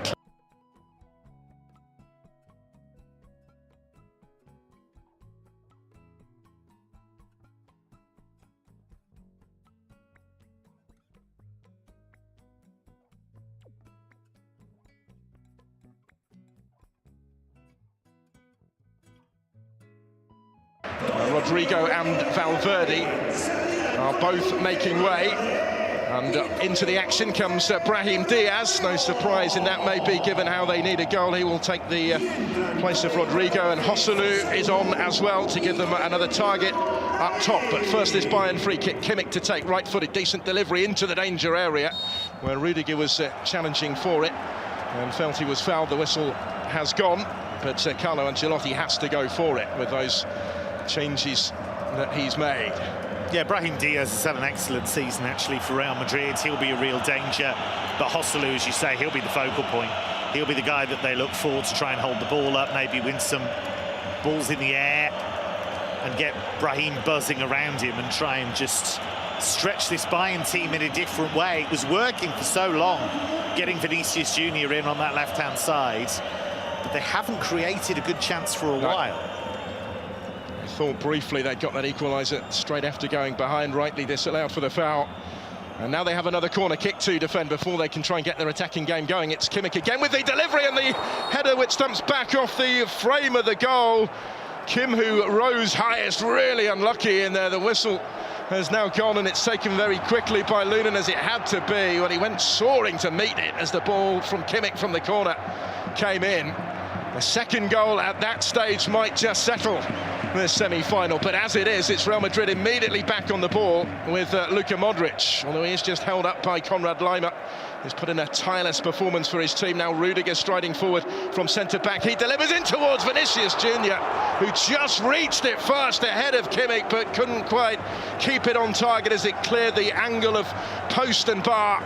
That was not far away from Vinicius Junior, but it was such a difficult one to try and reach after Rudiger had asked the questions with the ball over the top. It's such a difficult half volley to control. It's a great pick out, actually, by Rudiger. He does brilliantly. Just going back to the Kim header, I did wonder if the referee had indicated that the corner had gone out of play before it reached Kim, actually, because he ran onto the spot very, very quickly, because that whistle went immediately, and I couldn't see a foul or anything. There was nothing like obvious, was there, in the middle, as Kim met that and thumped it against the frame of the goal. So it stays at Real Madrid 0, Bayern 1, 3-2 to Bayern on aggregate, with 7 minutes now of the 90 to play. Real Madrid unbeaten at home in well over a year, in 30 games. Needing something to square this up again, advancing through Carvajal down that right-hand side. And it was cut out when it came by Alphonso Davies, who's provided the match's major moment so far. That was another important contribution, back helping defend the lead that he had provided. And now as Real Madrid were trying to take the corner short and quickly, Musiala has gone down and stayed down off the ball. Yeah, that left thigh's been taped up for most of the game, actually, and I just wonder if that's been bothering him a little bit. But when they don't have the ball, Bayern, it's just a straight 4-4-2 shape at the moment. So you've got Mazraoui doubling up on that right-hand side, you've got Davies doubling up on the left-hand side. So the theory is Kim's protected, Kimmich is protected, Pavlovic and Laimer just a shield in front of the centre-backs, and Musiala working hard alongside Harry Kane, and now Thomas Müller coming on, so fresh legs in that position for Musiala. And interestingly, Kane seems to be coming off as well. Now that's, if that is what they're doing, that's something of a gamble. Yeah, Musiala has made way for Müller. No surprise in that, but It is a little more surprising to see Harry Kane substituted at this juncture. Change up top with Eric Maxim Choupo-Moting summoned instead. But if Real Madrid do level this and force extra time, they will be without Harry Kane. Here comes the corner, aimed into the middle, where Joselu was challenging for it, and the closest really to get something on it, but he couldn't quite guide that goalwards. And now maybe the counter. Real Madrid open, having pushed everybody forward. Lima's slipping it through, and just getting back in time was Luka Modric there to get a foot in. Ultimately, the last line of defence, guiding it back to his goalkeeper. Pavlovic is still down, which is a problem for Bayern. This feels to me like a gamble from Thomas Tuchel that they can basically win it in normal time, because he's thinking, I need fresh legs and I need them now. I need the energy to get us through the next 5 minutes and stoppage time, and then we're going to Wembley. Certainly seems to be what he's saying, doesn't it, with that substitution. But it could be a long last 5 minutes for them yet, plus whatever's added on. Vinicius Junior with the ball in, that's cleared away. They are all feeling the pace now. Pavlovic, who's gone down and stayed down. And the Real Madrid fans, where you can hear their reaction here. Pavlovic will be attended to. It'll all be added on afterwards, but it just increases the drama, the tension, doesn't it? It's getting very fraught out there with this semi-final approaching potentially its conclusion. Real battle between two of the substitutes just prior to that, Thomas Muller and Brahim Diaz. And we've already seen how stretched it could get in these last few minutes. I think Pavlovic made the kind of run that he doesn't normally make.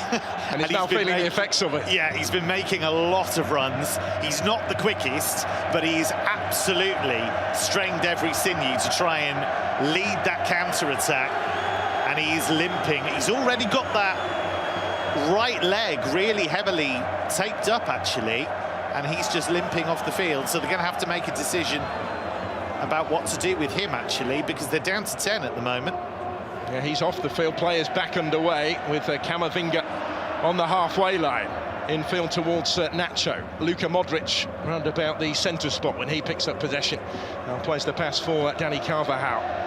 Over on that far side, he's got Brahim Diaz in support as well. Those two combine. Now Rudiger midway inside the Bayern half of the field. Rudiger will swing it in towards Joselu. Coolly chested back by Kimmich for Neuer. Pavlovic being put through his paces on the sidelines to see if he can come back on or not. Doesn't look very happy with life at the moment. It looked like he was really wincing as he was jogging down that touchline. It's a big call. Modric to Camavinga here as Real Madrid look to make their brief numerical advantage count. Here's Vinicius Junior. Shot is spilled and turned in by Joselu. It came off the keeper. Manuel Neuer couldn't hold it this time. And Joselu off the bench to level it for Real Madrid from right in front of goal. Bedlam at the Bernabeu because they're back on terms. And they may just be extending this semi-final after all. The substitute in the perfect place to profit. It's 1-1, it's 3-3 on aggregate, and relief for Real Madrid. They have levelled it after all. Well, I think Manuel Neuer will be really disappointed. He's played so well in this second leg, no doubt about it. But there are two moments he'll look back on. The first is the decision to throw the ball out in the first place, because what it does is it allows Real Madrid to win that ball back really quickly. And Bayern, if they'd been able to keep the ball, might have taken a few seconds off the clock. The second, by his incredibly high standards, that ball kicks up at him. Absolutely it does. But we've seen Neuer pouch those shots time and time again. It just spins away from him. But you have to credit Joselu, because he's on the move. He's the one gambling. He's the one reading where that ball's going to go. And he's able to tuck that home. And finally, Neuer is beaten. Neuer's been absolutely brilliant tonight, hasn't he? He's been a big part of the reason why Bayern had got so close and may, of course, still go on from here to reach the final, but such is the lot of a goalkeeper.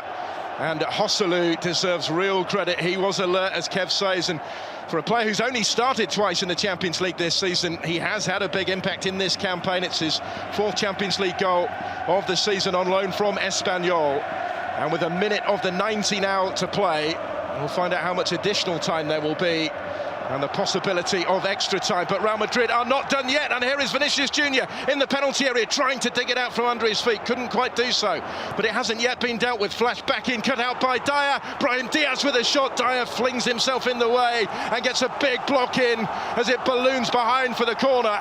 Well, Real Madrid feel they can win this without extra time yet. All of a sudden this semi-final has shifted momentum massively and they think they can win it.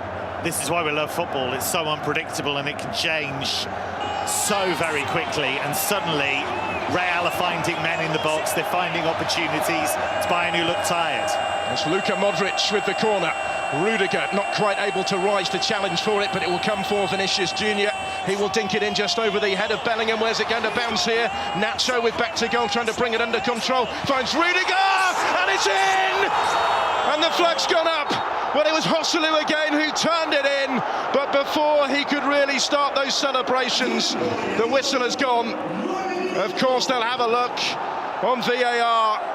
Just for a moment, Joselu thought really he had cemented his status, not just as the hero here, but in Real Madrid legend, really.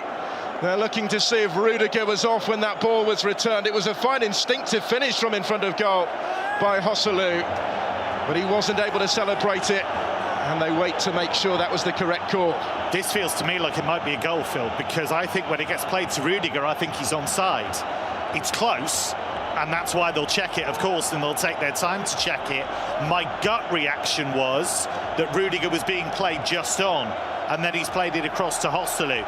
It's a ball drifted in by Vinicius originally. Nacho does a really good job of just holding and holding and holding, and I think Pavlovic comes out a bit late. So that's the first bit, and then it's where is Joselu when Rudiger plays it in. So they've got two phases to check here. Is Rudiger on, and then is Joselu on? They're the two bits they'll have to check. I think both are very tight. The goal is given on review, and Real Madrid in stoppage time have turned this around, and Joselu has scored twice. Back from the brink of defeat against Bayern at the Bernabeu. Real Madrid now are minutes away from the Champions League final. Well, Joselu gets to celebrate all over again. No offside on review. Real Madrid 2, Bayern 1, 4-3 on aggregate. Still got about 8 minutes of added time to play yet, so it's not potentially the last twist in the tail, but it has the feeling of such a significant twist. It may well be decisive, and what an impact Joselu has had off the bench to maybe win it after all for Real Madrid. Incredible. Phil, I'm supposed to be a football analyst, but I'll tell you right now, Real Madrid defy analysis. They are just the most extraordinary group of players. It is the most extraordinary club because they never ever accept defeat. They always think they've got an extra moment, an extra goal in them, an extra bit of magic and quality. They always find it. It doesn't matter who the opposition are, it doesn't matter what situation they're in.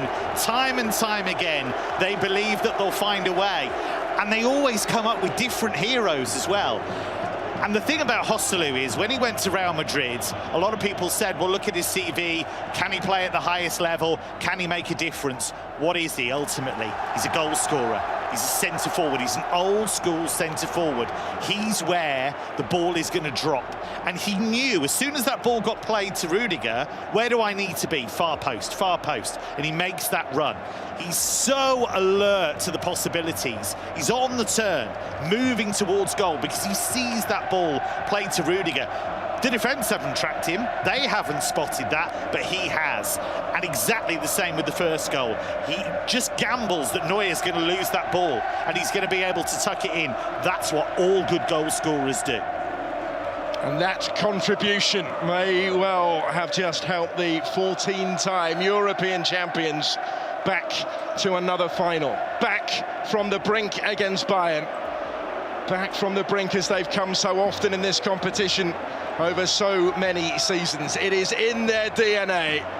Real resolve and resilience, real spirit and character, but above all, really belief that they will find a way.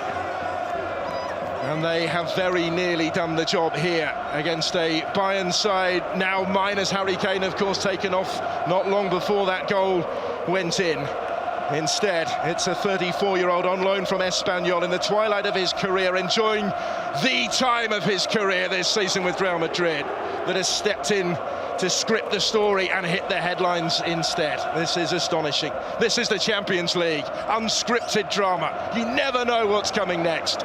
But with Real Madrid, where they are concerned, you have an idea, because they never know when they are beaten. Now Bayern have to try somehow and do something similar and dig deep themselves when the odds now are stacked against them. And Phil, the margin's so tight, they're so small. Go back to that counter-attack Bayern had, when just couldn't quite get Pavlovic in. A different player, you know, a more attacking player, maybe it would have been a different story. That's not on Pavlovic. That's just the fact he's tried everything to try and get there, but couldn't quite make that counter-attack work. And here come Real Madrid and turn the game around in a flash. The other thing we should probably draw attention to as well with Joselu's second goal, the role that Nacho played. That calm in the penalty area for a centre-back. He just waits and waits and waits. It's not on, so he waits for it to develop. He waits for Rudiger to make that run and then plays him in. So many players would have tried to force the pass early, but he didn't. He showed really admirable patience. It was brilliant from him, wasn't it? Crucial contribution at both ends of the field, but notably so in that moment. We've had just over 5.5 minutes of the 9 that were initially added on, although there probably will be a little bit longer than that yet, after the celebrations that followed the awarding of that goal by VAR, the technology proving beyond doubt, that's what it's there for, that it was onside, that the goal was good. And Real Madrid set to reap the rewards of it, 3 minutes away from Wembley. And a final against Borussia Dortmund. But this is the Champions League, and you suspect there will be at least another attack or two yet from Bayern. Can they salvage this semi-final? Having led through Alphonso Davies, only for Joselu to score on 88 and 90 plus 1 minutes. We're now in 90 plus 7. And Real Madrid with a slender lead that they're looking to hold on to and see the job through. And there's a yellow card brandished, I think, to Thomas Tuchel on the touchline. Is his remarkable 100% record as a coach in semi-finals about to come towards its conclusion? Nacho was just pulled back by Konrad Laimer. Tuchel had a bit to say about it. He's talked himself into trouble. Yeah, he was upset because he didn't think there was enough there, but there's a clear pull. No doubt about that on Nacho. But I think Bayern will look at this and think, we didn't do a lot wrong. We were 1-0 up. We kind of set it up so we could counter. That was working well. We nearly made that counter-attack work with Pavlovic, but they always find a way. And you have to credit Vinicius, because he was really on top of Kimmich for so much of the second half. Then Bayern got the goal, had a quiet spell, but he never has a quiet spell for long. And that shot that got away from Neuer has led to this utterly remarkable turnaround. Bayern have to try and come again here. They've got the ball inside their own half of the field, looking to push players forward. They've already given so much, though, to get so close. Have they got anything left here? De Ligt into the feet of Joshua Kimmich, forward by Laimer. Towards Choupo-Moting, who hasn't really been able to get involved yet since he came on, but this will come as far as Kimmich, and now Mazraoui trying to skip away from Mendy, and it loops up over towards that far side of the field where Carvajal will try and keep it in and complete the clearance up against Alphonso Davies, who was battling for it. It has still been kept in play by Real Madrid over there. We're into the last of the 9 minutes that were initially added on, and Real Madrid here go long, looking for Vinicius Jr. De Ligt and Dyer combined between them to stop him, but they have to try and launch what might be just one last attack now. Do Bayern try and provide an even more astonishing conclusion to what has been a compelling contest, particularly in the dramatic final stages here. In by Pavlovic towards Davies. He's done it once, he's denied the chance to do it again by the flag, and you wonder if they'll get another go. Yeah, just needed to hold his run. He can look along the line there, and he just stands. I think it's just a lack of concentration there, as he's just stayed beyond the line. But there have been so many Wonderful performances on both sides of the ball, Phil.